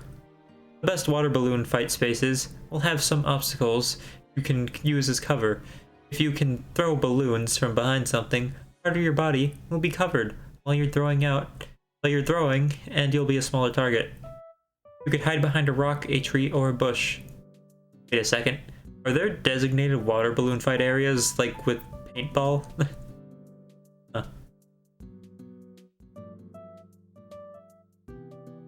Oh, new batch of flailing lines. Wait, what? Step 4. Catch balloons. The best way to irk your opponents is to catch a balloon they thought would splatter all over you. You can then use the balloon you caught to return fire. If your opponent is throwing balloons designated for water fights, known as water bombs, they will have a harder exterior and will be much easier to catch. If you're fighting with cheaper party balloons, you may want to avoid trying to catch them, because they will break more easily. If you fail to catch it, hitting an incoming balloon with your hand can either deflect it away or pop it away from your body so your clothes won't get as wet. Step 5. Keep your knees bent. If you keep your knees slightly bent, you'll be able to duck and sidestep incoming balloons more easily. Step 6. Wear the right clothes. It is basically inevitable that some water will get on you. Make sure you're wearing clothing that you don't mind getting wet. It's also a good idea to take off shoes and socks, as they can be difficult to dry out. Part 2. Hitting your targets. Step 1. Perfect your grip. Gripping a water balloon too tightly can cause it to pop in your hand, but a loose grip could hurt your throwing accuracy. Keep in mind that the water will shift around in the balloon. If you're having difficulty handling the balloon, it may help to hold your hand underneath the balloon and throw it overhand in a catapult motion. This is a lot of reading. I mean, I knew what I was getting into, but I didn't think that all of these would be so long. Part 2. Aim for unexpected targets. If they aren't looking at you, they won't be able to react and will be an easy target. Looking for people throwing balloons at others so they aren't paying attention to you. Look for people throwing balloons at others. Step 3. Fake a few throws. Fake throws will throw off your opponents and cause them to duck or dodge the throw too early. You can then hit them more easily immediately after they've moved. Too many fake throws could cause the opponent to get annoyed and target you. Use your fakes judiciously. I've never heard that word used like that. I've never even really heard the word used.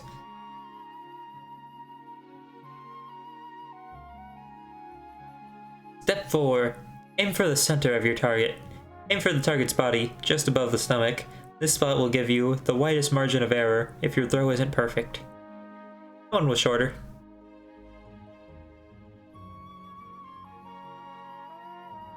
And now, this is a neat little one.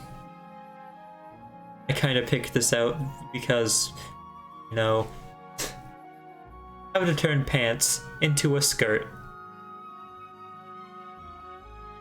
If you own old pants that you no longer wear, be ready to enter the world of the refashioned skirt. All you'll need is a pair of fabric scissors, a needle, and some thread, some fabric, and a couple hours to spend making your newest addition to your closet. Method 1. Using a horizontal seam. Grab a pair of pants you no longer wear. They need to be your size or bigger than you if you don't have the perfect pair.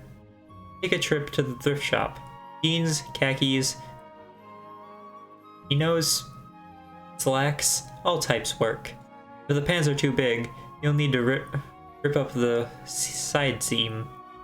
Cut out the unnecessary fabric and sew it back together to match your waistline. Step 2. Cut off your pant legs at the crotch. Make sure it lies flat. You don't want any material bunching or rubbing. It should naturally lie flush to the table. If your cut isn't perfectly straight, that's fine as long as it's a clean line. It doesn't matter what angle it is. In fact, a steeper angle can give your skirt a more refined, less patched together look. If you want to use the legs for the rest of your skirt, right now it's too short.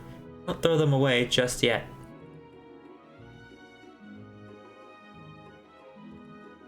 Step 3. Cut a strip of another fabric to fill out the length of the skirt. You'll probably want another 6 inches in width or so of fabric, if not more. If you have some scraps lying around from an old project, use those. Or if you can use the pant leg of one of those you just tore up. Does the... not very amazing at reading. From around an old project, use those. Or you can use the pant leg of one of the ones you just tore up. Does the thigh or the calf give you the width you'd like? At 1.25 centimeters wide than you need for a seam allowance. I think they meant to put wider. Step 4. Pin the fabric to the edge of the skirt and sew, using your 1/2 seam allowance. Pin your fabric to the edge of the skirt, leaving the extra on the inside, rendering it invisible. Flip the skirt inside out and begin either hand stitching or blazing through with a sewing machine. If your fabric requires a seam on the bottom edge, too, just don't make it too short. If your fabric is giving you any guff, iron it flat. It'll be much easier to work with then. Step 5. Add any final stylized flares. Your skirt's done, but if you want to make it more you, add a ruffle, some fabric paint, or a bit of material along the sides. And then there's always dye, glitter, iron-ons, ink transfers, and screen printing. Method 2. Using a V-seam. Grab a pair of pants, any size. If they're bigger than you are, you'll need to cut down the edges and resew them to your size. But it'll still work, and any material will work too. Jeans, slacks, khakis, it's all good. Step 2. Measure to your desired length and cut. Remember to leave 2 inches for a seam allowance of your skirt will be a bit shorter than you want it to be. Keep the part that's cut off, that is the legs, that'll be what goes between the legs of your skirt, filling out the middle. Step 3. Rip out all the stitches from the edges of the leg to the crotch. Do it all the way around until 1/4 of an inch, 0.6 centimeters, below the crotch on both sides. You'll need your handy dandy seam ripper for this part. It'll take some time, so throw your pajamas and the TV. So throw on your pajamas and the TV and get comfy. This is the most tedious part. It's all downhill from here. Step 4. Fold the edges and pin. Fold the edges under and pin. All of those exposed seams, they need to go away. Fold them under 1.5 inch or so and pin them to the inside. Do this on both sides and all the way around. You should have a clean streamlined V on both sides, even and mirroring each other. Step 5. Iron. Don't skip this step. It may seem a bit unnecessary, but your material will be much easier to work with if it's flat and all the kinks are worked out. You'll be able to use your lines. You'll be able to see if your lines are straight and your angles are how you want them. Need some more water.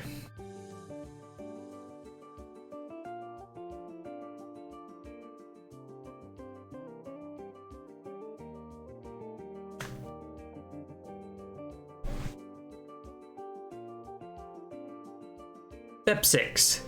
Take a cut pant leg. If your skirt, turn your skirt inside out and pin the pant leg. The one you cut off all the way around, covering the V cut so it covers the entirety of the opening, pinning it in a place so it doesn't go anywhere. You'll need to do this for both sides, by the way, unless you want a crazy big red, read totally inappropriate slit up the back or front of your skirt. Oh my. What is that emote? Of course it's a dumper emote. Thank you, Bridget.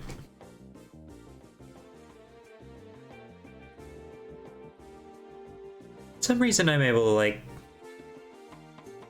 I'm starting to like feel it around the roof of my mouth. Somewhere around like in the nose. I'm starting to feel that when I'm talking. Because I've been talking for so much. Almost 2 hours. Step 7. Turn it right side out and sew around the edges, starting around the bottom. Go up both sides, sewing up close as possible to the edges where the fabrics meet. This can be done by hand, but it will be much simpler with a sewing machine. Hem the skirt and press. Once you have that new cut at the bottom of your skirt, it's actually a skirt now. You'll need to get it clean and looking pretty. Grab 1.5 inch, 1.25 centimeters of the edge of the fabric and tuck it under, creating a hem. Iron it down and sew again, as close to the bottom as possible, creating a nice clean line. Trim off any extra fabric and give it a final press. You probably have some extra fabric on the insides of your seams, so that can do to be cut off. After that, grab your iron one last time and give her a final press.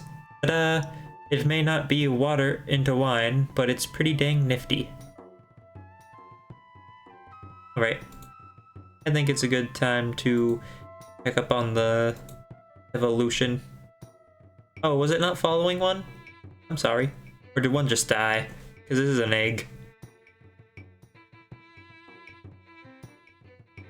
Is the pool looking any different since I added some more...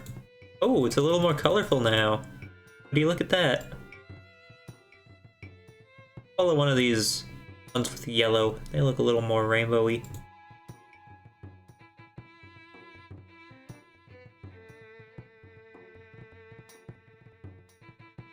Let's do swim bot.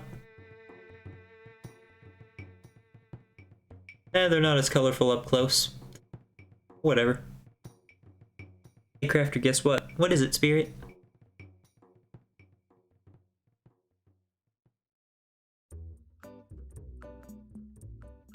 I am interested.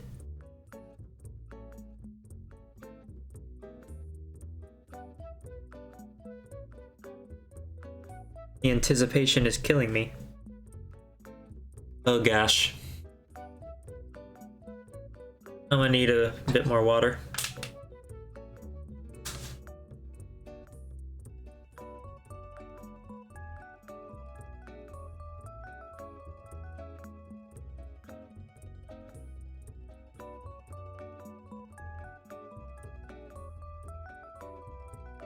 According to all known laws of aviation, there is no way a bee shall be able to fly. Its wings are too small to get its fat little body off the ground. The bee, of course, flies anyways, because bees don't care what humans think is impossible. Yellow, black, yellow, black, yellow, black, yellow, black. Ooh, black and yellow. Let's shake it up a little, Barry. Breakfast is ready. Coming. Hang on a sec. Hello? Ellie? Adam? Can you believe this is happening? Can't. I'll pick you up. Thanks, Spirit. Thanks a lot for that.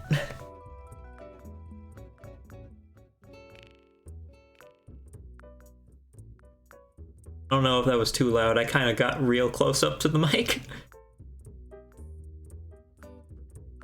Anyways. Next Wikihow. How to turn your bedroom into a blanket fort.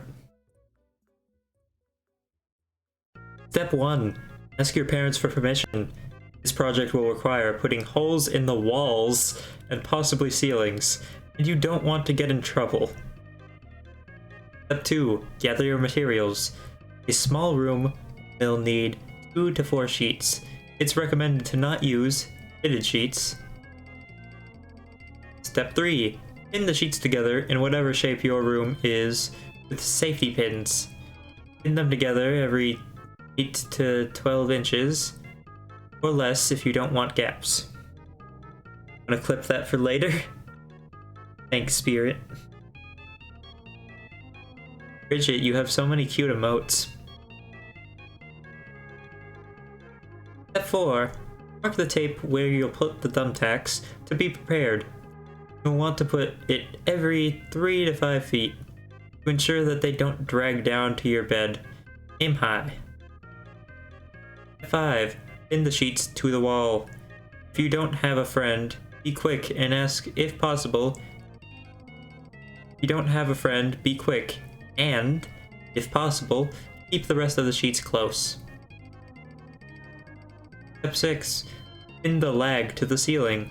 This is where you should really be careful, because they're thumbtacks, they're sharp. If you don't insert them at an angle, it can come down very quickly, and yes, we're still talking about thumbtacks.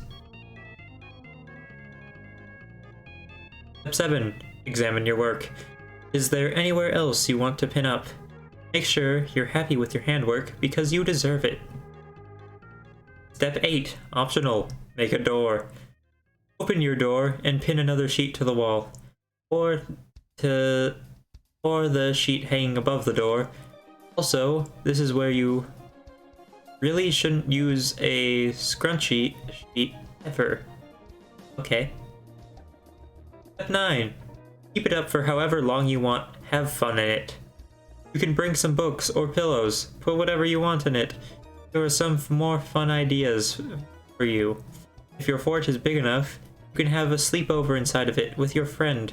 Play some music, spend the day inside of it. Just don't knock the fort down, especially because there's thumbtacks in your ceiling now.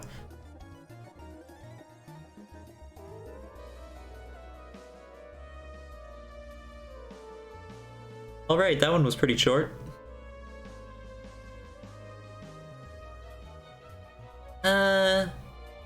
This one's a little boring. I think I'll save it for another time. Now this is one that I think Spirit would appreciate.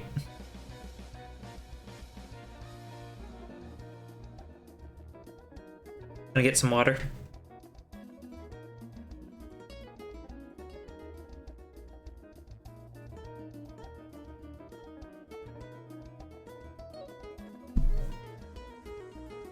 How to create a Dungeons & Dragons character. Dungeons & Dragons, also known as D&D, is a tabletop role-playing game. You and your friends create unique, fantastical characters to play this game. But before you play, you'll need to establish the basis for your character, like gender, race, and class. Then you can calculate ability scores to determine your character's basic stats, like strength and wisdom. After that, you'll equip your character with skills, feats, weapons, and armor. Finish your character up by developing their personality and choosing their alignment. Then you're ready to play. Part 1. Establishing the basics. Step 1. Verify your D&D edition. As time has passed, PSR and Wizards of the Coast has created multiple editions of D&D, and each edition acts as a sort of reboot for the series. There are many different editions of D&D being in circulation, with some editions being considered superior to others. Various editions are incompatible with one another, meaning you must verify that you're actually playing a version 3.5 game. You and those who you're playing with should all use a single version when making characters or playing a campaign. Create a Dungeons & Dragons 5e character has a guide on how to create a character for the 2014 5th edition of Dungeons & Dragons. Many online resources can be found for various versions of D&D. Find the core rulebooks of versions by going online by going on an online keyword by doing an online keyword search for the term, as in D&D 3.5e core rulebook. That seemed like that was going to go somewhere, but I guess that's where it ends. I mean that step, I mean. Step 2. Print a character sheet if desired. A character sheet will lay out all the information you need to create a character in an orderly fashion. However, you could always write out your character information by hand on a blank sheet of paper, or type it up on a computer. Free character sheets can be found online. Do a keyword search for Dungeons & Dragons 3.5e character sheets to find and print one of your own. This feels like they definitely have a bias on which version they're talking about. I mean, the pictures of a 5.e character sheet, I think. Yeah.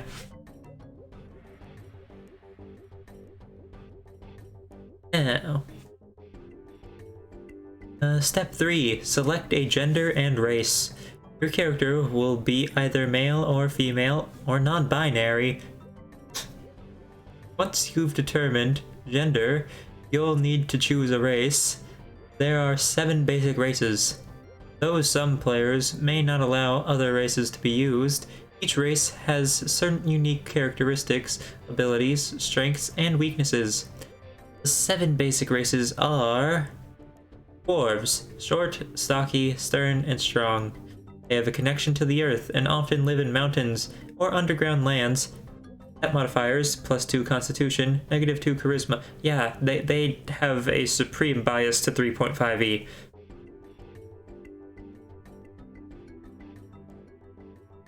Elves. Tall, long-lived, aloof, and connected to nature. Elves live in harmony with the natural world around them. Stat modifiers, +2 dexterity, -2 constitution. In 5th edition, there are no negative stats unless you are like a Grung, or Lakatha, I think. Gnomes. Mysterious, adventure-seeking, and strange. Gnomes are the smallest common race. Stat modifiers +2, constitution. Wait, stat modifiers +2 constitution, -2 strength. Half-elves. Solitary, long-lived, graceful, and hardy. Half-elves are few in number and tend to be wanderers due to their lack of homeland. No stat modifiers. Really. I never played 3.5, but I didn't know that there were no stat modifiers for half-elves. Half-orcs. Independent, strong, and distrusted. Half-orcs are considered monstrosities by common folk. They are tall and powerfully built. Stat modifiers, +2 strength, -2 intelligence, -2 in charisma. Halflings. Optimistic, cheerful, curious, small in nature.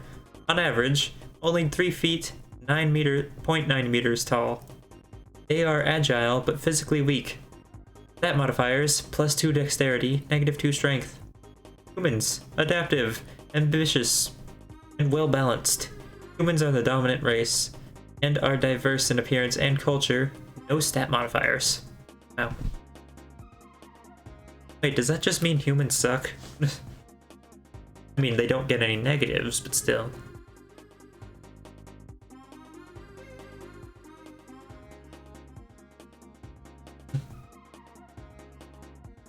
Imagine having negative stats, I know, right? Step 4. Choose a class. Character's class is like their profession. If your character is starting from scratch at level 1, you'll also be level 1 in your class.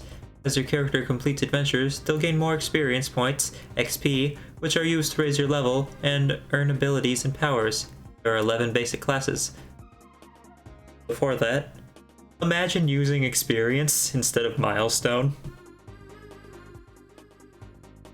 Barbarian, uncivilized and strong. Bard, charismatic and crafty. Cleric, a firm believer in a deity. Druid, at one with nature. Fighter, firm and brave. Monk, martial master. Paladin, followers of what is good and just. Ranger, masters of woodcraft and wildlife. Rogue, stealthy assassins. Sorcerer, natural-born spellcasters, wizard, lifelong magic students. And this is... if this is what 3.5e was actually like, it's pretty lame. Like, they are specifically categorizing all paladins as good guys. Even though, like, in 5th edition, now we have Oathbreakers and stuff, which are cool.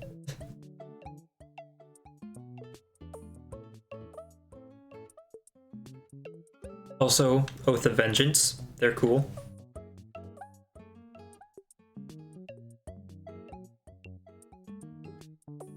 Step 5. Name your character. You might want a name that represents your class, like Jafar might be for an evil wizard. In classic D&D, different races have names that reflect their culture and native language. Free name pools and generators can be found online with a search for the race, as in Gnome Forgotten Realms name generator or Dungeons & Dragons dwarf name pool.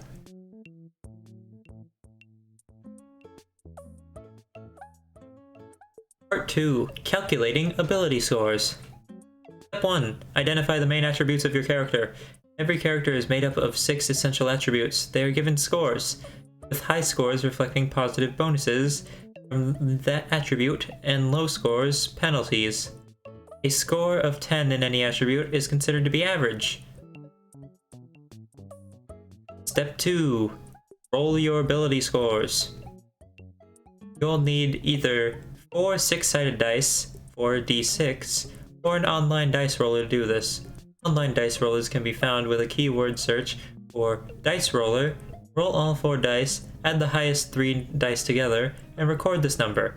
Repeat this until you have 6 recorded numbers. You see, that is my preferred method for rolling stats. But there's also other ways, like standard array and whatnot, or point by. Classic D&D, Jafar the evil wizard. And then you got Aladdin the rogue.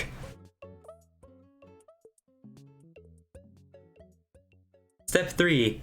Assign the 6 recorded numbers to the 6 main attributes.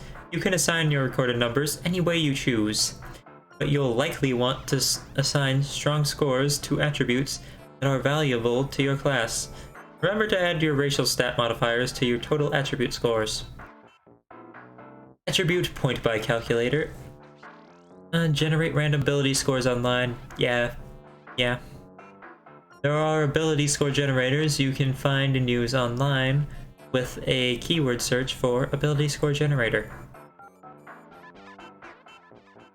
Step 5. Record the modifier for each ability.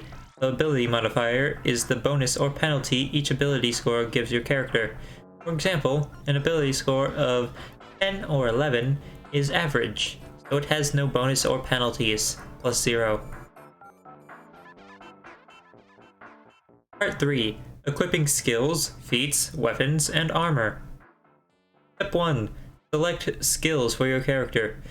Skills are important basic abilities.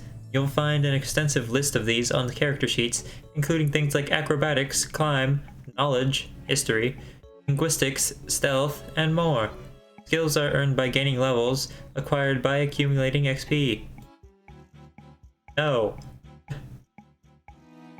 Stop talking about 3.5e. You didn't specify the edition. In 5th edition, the difference between that and 3.5e would be,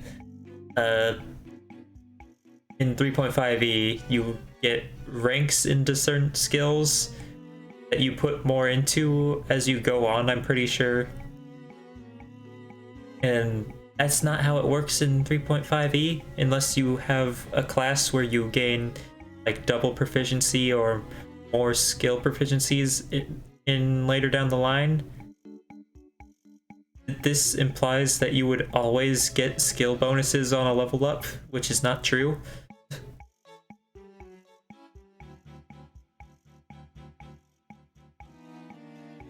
Step 2. List your character's feats. Your character's feats refer to abilities that aren't linked to either race, class, or skills. These include things like dodging reflex, a knack for fighting with bladed weapons, and natural skill with crafting items. Some feats have restrictions like a minimum ability score or level. Many feats are oriented at improving class abilities or lessening class penalties. Step 3.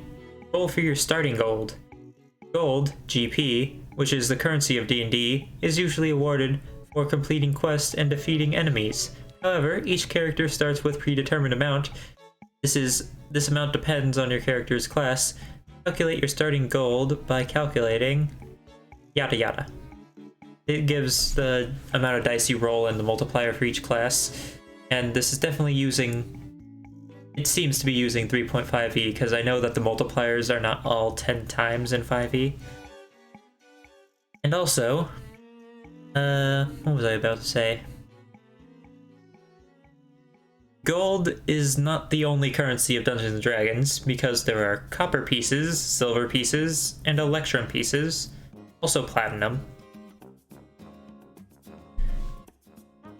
I am just nitpicking at this Wikihow. Step 4. Equip your character with items. Use gold to buy the starting weapons or armor items, potions, torches, and equipment, hence rope, for your character. List of items, weapons, and armor can be found online. In some games, you may only have simple weapons or armor available until you find a suitable shop where you can buy better ones. Characters that are suited for the center of the action, like fighters and paladins, will likely need heavy armor like plate mail and a shield, along with weapons like a broadsword or a mace. Also, another problem with this, in 5th edition, we have starting equipment rather than starting gold, which is, you can do either or. In starting equipment, you don't roll for amount of gold, but you get a list of items that, it's like, you get this item, and you can pick between this or this. Which is honestly, sometimes a lot more fun than starting gold, but if you want to get customized and stuff, starting gold's more fun. This Wikihow, it grinds my gears. Step 5. Fill in armor class and combat bonuses. Weapon and armor bonuses will be listed along with the weapon and armor information. In some cases, like with very heavy weapon/armor, there may also be penalties. A high armor class, AC, will make your character more resistant to damage. Not exactly. Armor class has nothing to do with the damage rolled, it has to do with the attack roll.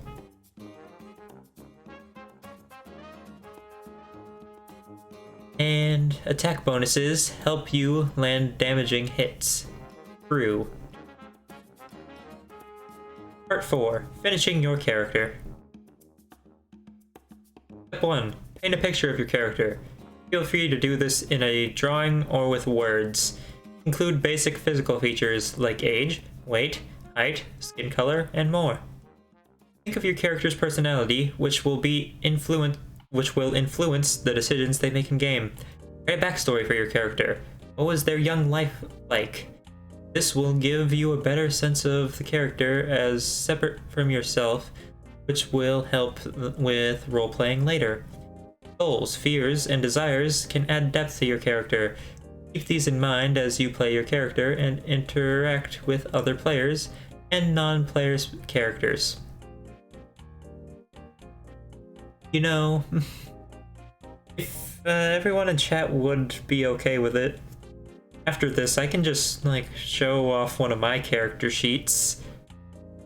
Like one of my more recent ones. I made one a bit ago. I haven't finished drawing her, but yeah, I have her. Step 2. Determine the alignment of your character. Alignment is a measure of moral attitude. There are 9 basic alignments, which encompass a range of personalities, philosophies, and beliefs. Alignment consists of one order characteristic, lawful, neutral, or chaotic, and one moral characteristic, good, neutral, or evil. As in lawful neutral, lawful evil, neutral good, and chaotic good. Good characters are driven to protect innocence and life, good sacrifices for others, and cares for the dignity of sentient creatures.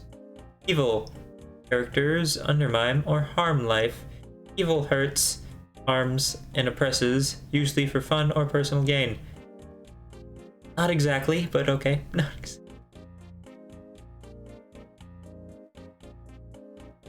Just making sure that everyone can still hear me and everything's well. Ooh. Oh. Stop following. Maybe we'll just auto-tracking. Oh, did the pool? What happened?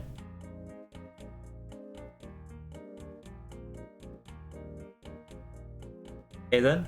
I guess some stuff happened. Let's actually swimbot. Add some random ones.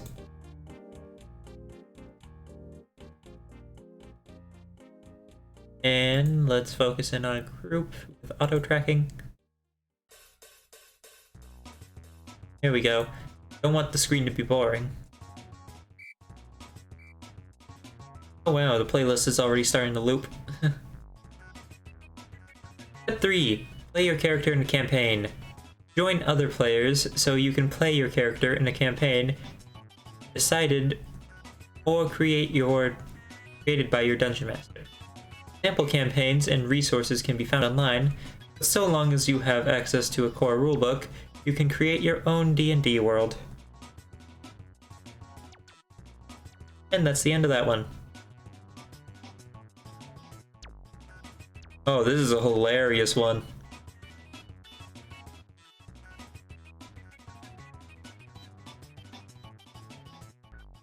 This is starting to actually wear down on me, so stream might cap out at 3 hours.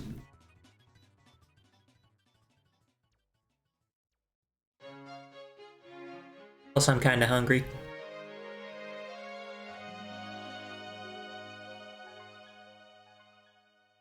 But I'm not too hungry yet.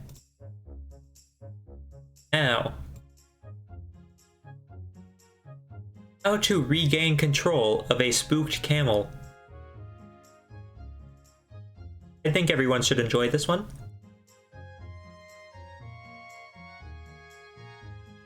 In some parts of North Africa and the Middle East, the camel remains the primary means for long-distance transportation. These remarkable animals are intelligent and strong, and they possess incredible endurance. Some camels reach speeds up to 40 miles per hour, 64 kilometers per hour. While their speed makes them ideal for racing, it can give a camel rider a harrowing, potentially deadly experience if the camel is spooked and runs out of control. Part 1. Regaining control of the camel. Step 1. Stay calm and try not to tense up. Camels are very intuitive creatures. They will be able to tell if you're feeling nervous and angry. If they sense your anxiety or anger, they'll be even more spooked. Because of this, it's important to try and manage your emotions as much as you can, even if you're scared out of your mind. Camel goes Neum. Step 2. Focus on your breathing. Some people find that breathing in quickly and then exhaling slowly helps them feel calmer. Other people find that breathing in and out on counts of 3 helps. The important thing is to keep your breathing consistent. Step 3. Remember that camels are calm by nature. Your camel will eventually regain its composure and slow down pretty quickly, so long as you keep your wits about you. Step 4. Talk to the camel softly, and don't ever raise your voice at it. Yelling at the camel to stop will make it even more spooked. Instead, try to calm the camel in a gentle, soothing voice as you attempt to get it to slow down. Don't kick or hurt the camel as an attempt to slow it down. This will only make the camel feel even more scared and confused, and may cause it to speed up or become even more erratic. If you want the camel to trust you, then he has to look at you as a friend, not as an enemy. Should have taken a bigger break on the swim bots. And they're doing nothing again. Is this what evolution has devolved into? Hill? The auto track on that group? No, no, not that one.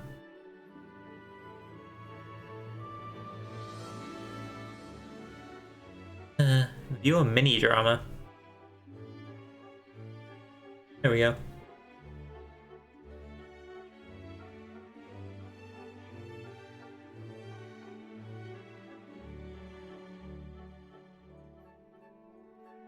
Step 6. Maintain a firm grip on the reins, but don't pull too hard. Pulling too hard may cause the camel to panic.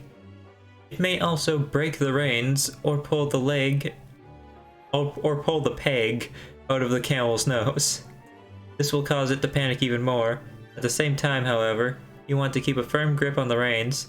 If they are too slack, the camel may sense a lack of control and take advantage of it.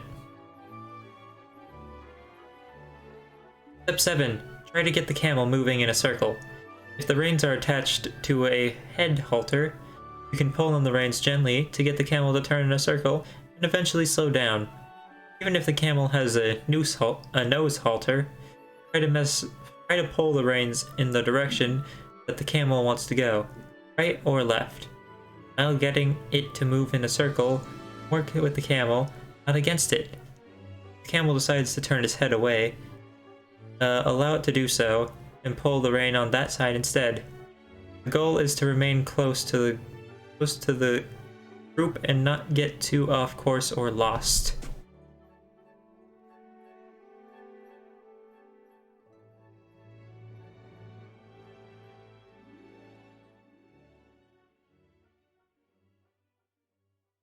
I am not used to talking this much. But I'm going to read How to Fight an Ostrich. Don't you worry, everyone. I'll skip to that one if I have to.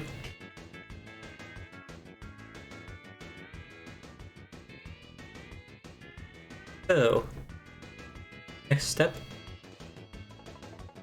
Step 8. Try to remain saddled until the camel stops. If you can't get it to circle, you must hang on and let it run. Press yourself to the camel to lower your center of gravity. Grip the camel between your legs. Hold the horn of the saddle, if it's available. If you aren't using a saddle, hold on as well as you can and lean back a little.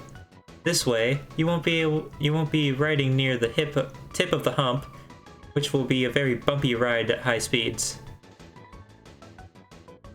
Step 9. Consider a quick dismount if all else fails. This should be your last resort.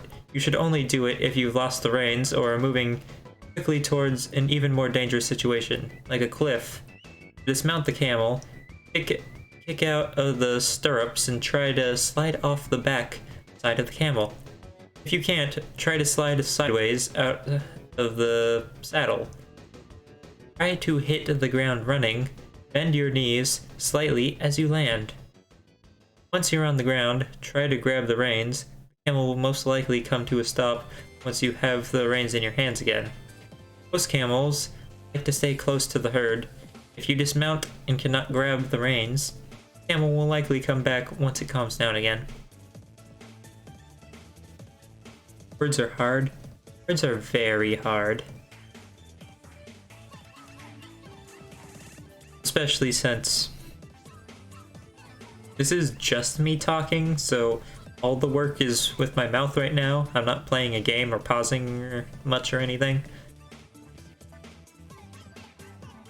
Part 2. Knowing what to do once you regain control. Get off the camel once you have it under control. Once the wild ride is over, have the camel sit, dismount, and keep a firm hold on the reins. Step 2. Keep a safe distance from your camel. Unlike horses, camels can kick in all directions. Their kicks are very powerful and very strong. A frightened camel is a spooked camel. If you get too close to it too quickly, it may try to defend itself by kicking you. Step 3. Do not run away from the camel. If you turn your back to the camel, it may chase after you. Step 4. Do not make any sharp or sudden movements.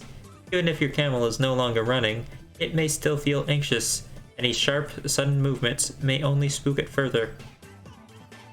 Step 5. Try walking in a slow circle around your camel while trying to calm it down. This may help calm and reassure the camel. Walking to it smoothly and try not to make any sharp sudden movements. Be sure to keep a firm grip on the reins. And that's that. Aw, look at all the baby squigglies.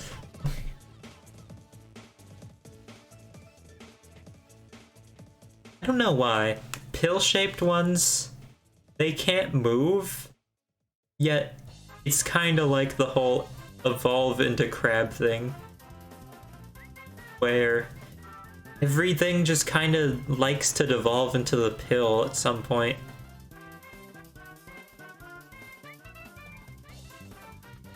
I don't even know how they survive. I don't know if they can move at all. Oh, hey, there's more babies there.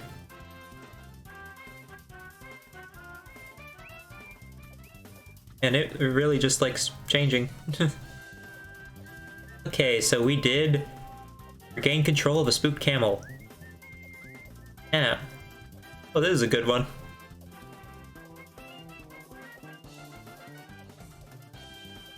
Just gonna take a little break. Okay. How to tame a hedgehog. Method 1. Getting your hedgehog used to your smell. Step 1. Handle your hedgehog every day so it gets used to your smell. Hedgehogs don't have the best eyesight, so they rely heavily on smell to identify people and other animals. Once your hedgehog gets used to your smell, it'll start to recognize you and feel more comfortable in your presence. To handle your hedgehog, gently pick it up by scooping your hand under its belly and lifting it up. Then, you can hold your hedgehog in your hands, or sit down and let it rest on your lap.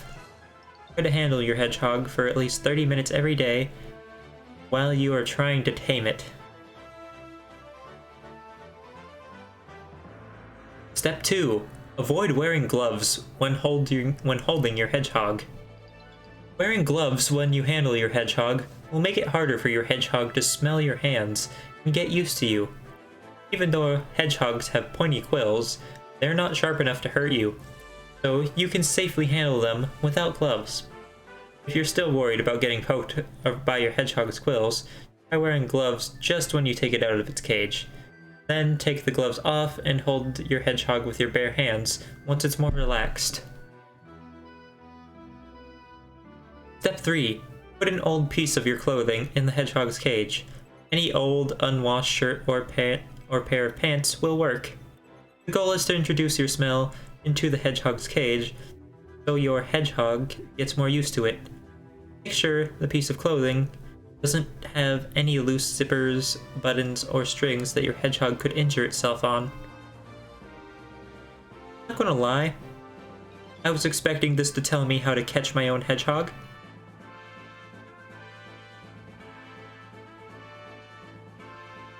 Step 4. Avoid wearing scented products while you're taming your hedgehog.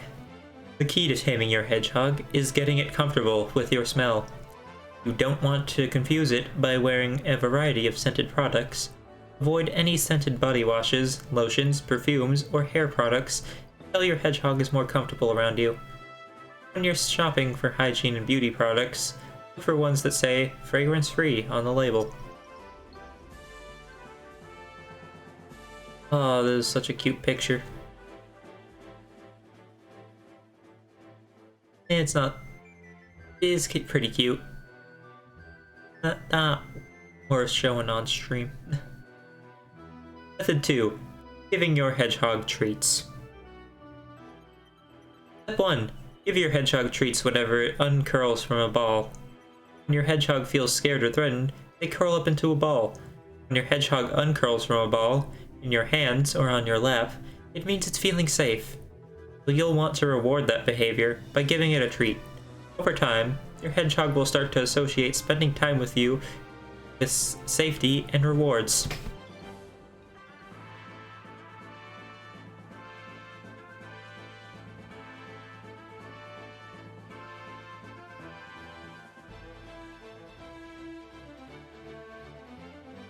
And this stream's going to be in like my top 5 longest.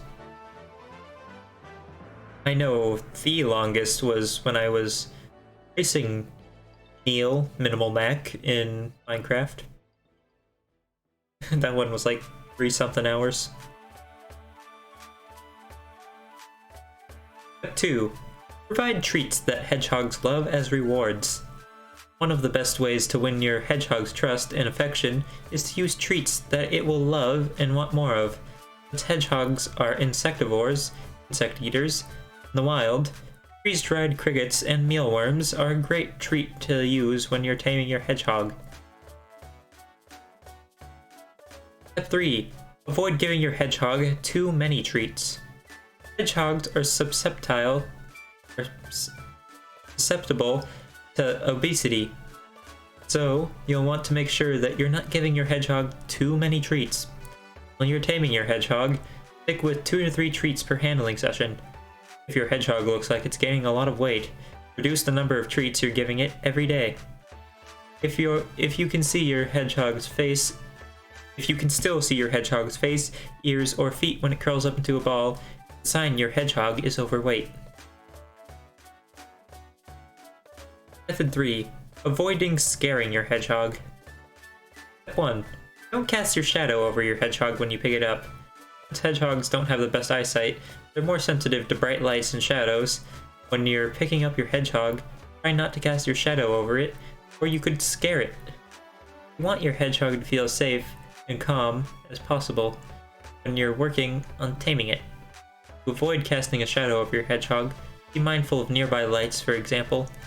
If there's a lamp near your hedgehog's cage, avoid standing in front of it when you're picking up your hedgehog. Step 2. Avoid making loud noises when you're handling your hedgehog. Just like with bright lights and shadows, hedgehogs are sensitive to loud noises. You don't want your hedgehog to be scared while you're holding it, so try and stay calm and quiet as possible. Avoid yelling, listening to loud music, slamming cabinets or doors, or dropping things while you're holding your hedgehog. Step 3. Let your hedgehog get comfortable with you on its own time. Trying to rush the taming process with your hedgehog will only make it take longer. Don't force your hedgehog to give you attention, or it'll feel scared and threatened. Instead, give your hedgehog plenty of time to get used to your smell and company. Eventually, it'll feel safe around you. And that's how to tame a hedgehog. How's the pool doing? Seems to be doing pretty alright.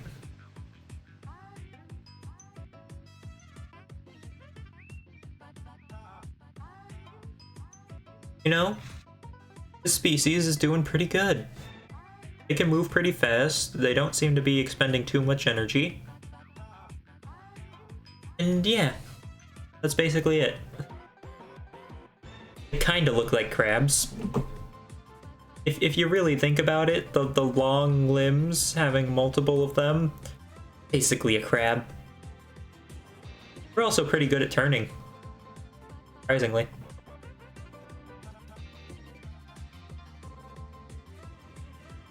Now, let's see.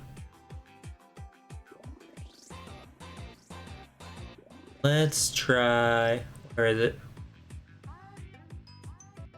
I have it, right? Oh no! I didn't get survive an ostrich attack.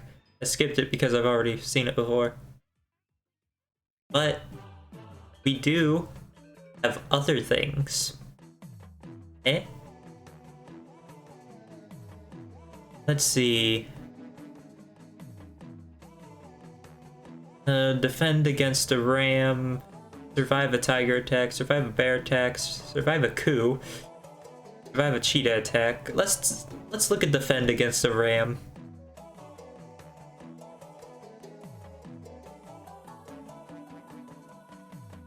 How to defend against a ram. Rams are known for charging and headbutting each other. They'll also try to attack humans in some circumstances. If you're going to be around a ram, it's good to know a few ways to defend yourself should it charge you. You can walk towards a ram that begins to back up, stand your ground and dodge an attack or wrestle it to the ground. Some ways to avoid an attack include keeping your eyes on the ram, avoiding petting the ram, and keeping your head up. Rams can be dangerous, so if you don't know how to handle yourself, it's best to stay away from them. Method 1. Stopping a charging ram. Need a nice drink of water for this one.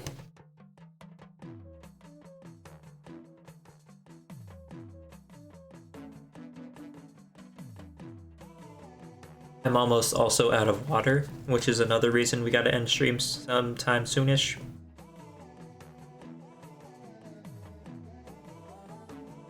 Step 1.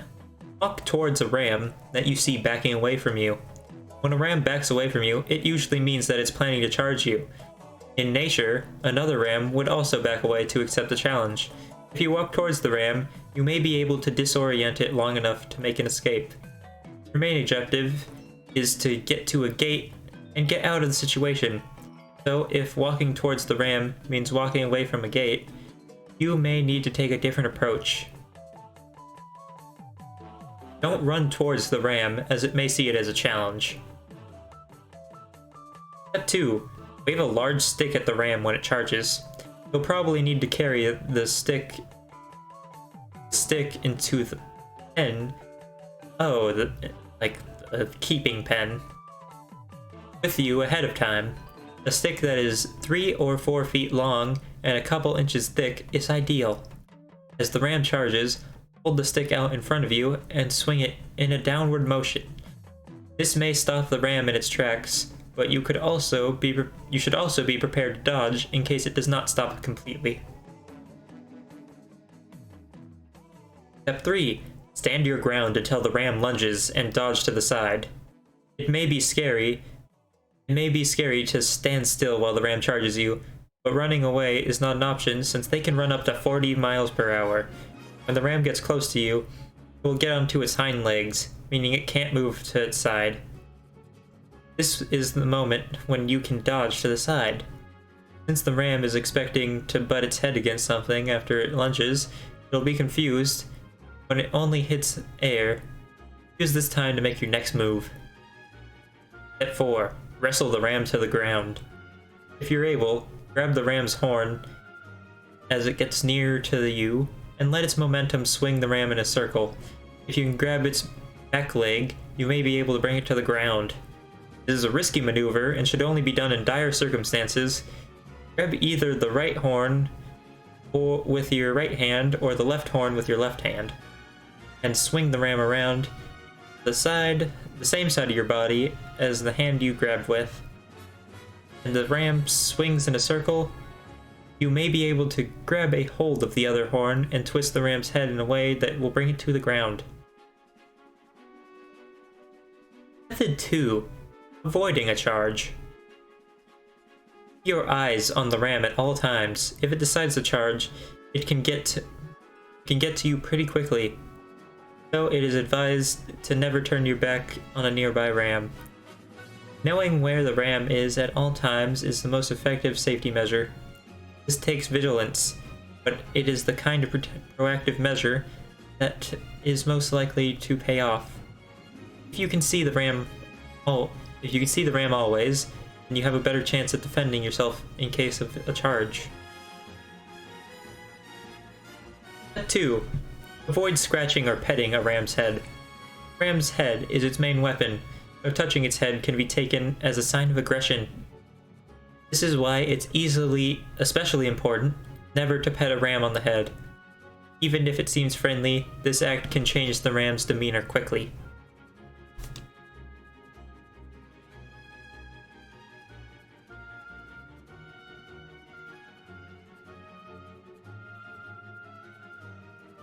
Step 3. Keep your head upright around a ram. When a ram is about to charge, it lowers its head, so if a ram sees you lower its head forward, this will be taken as a sign that you are an opponent. If you lower your head, you are challenging the ram, and you may cause it to charge you. Oh, that's the end.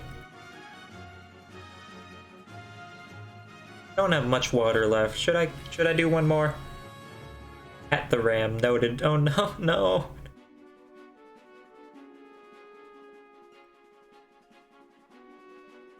You know, I could probably do a part 2 in the future with this, with like a different thing in the background.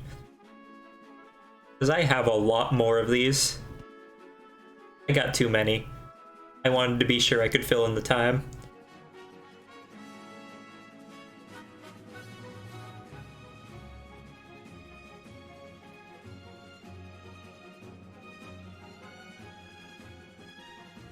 Maybe we will do that. Not now.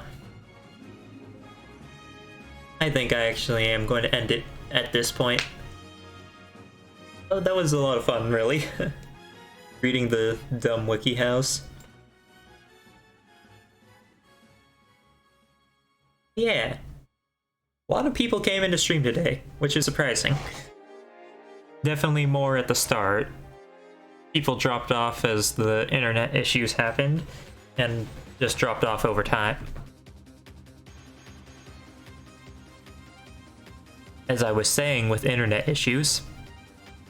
So yeah, let's go find someone to see if anyone's live to raid.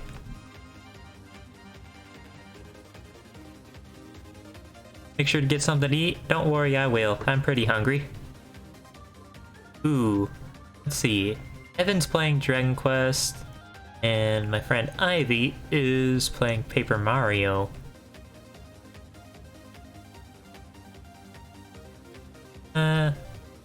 Really slow. I think, maybe we'll raid Evan.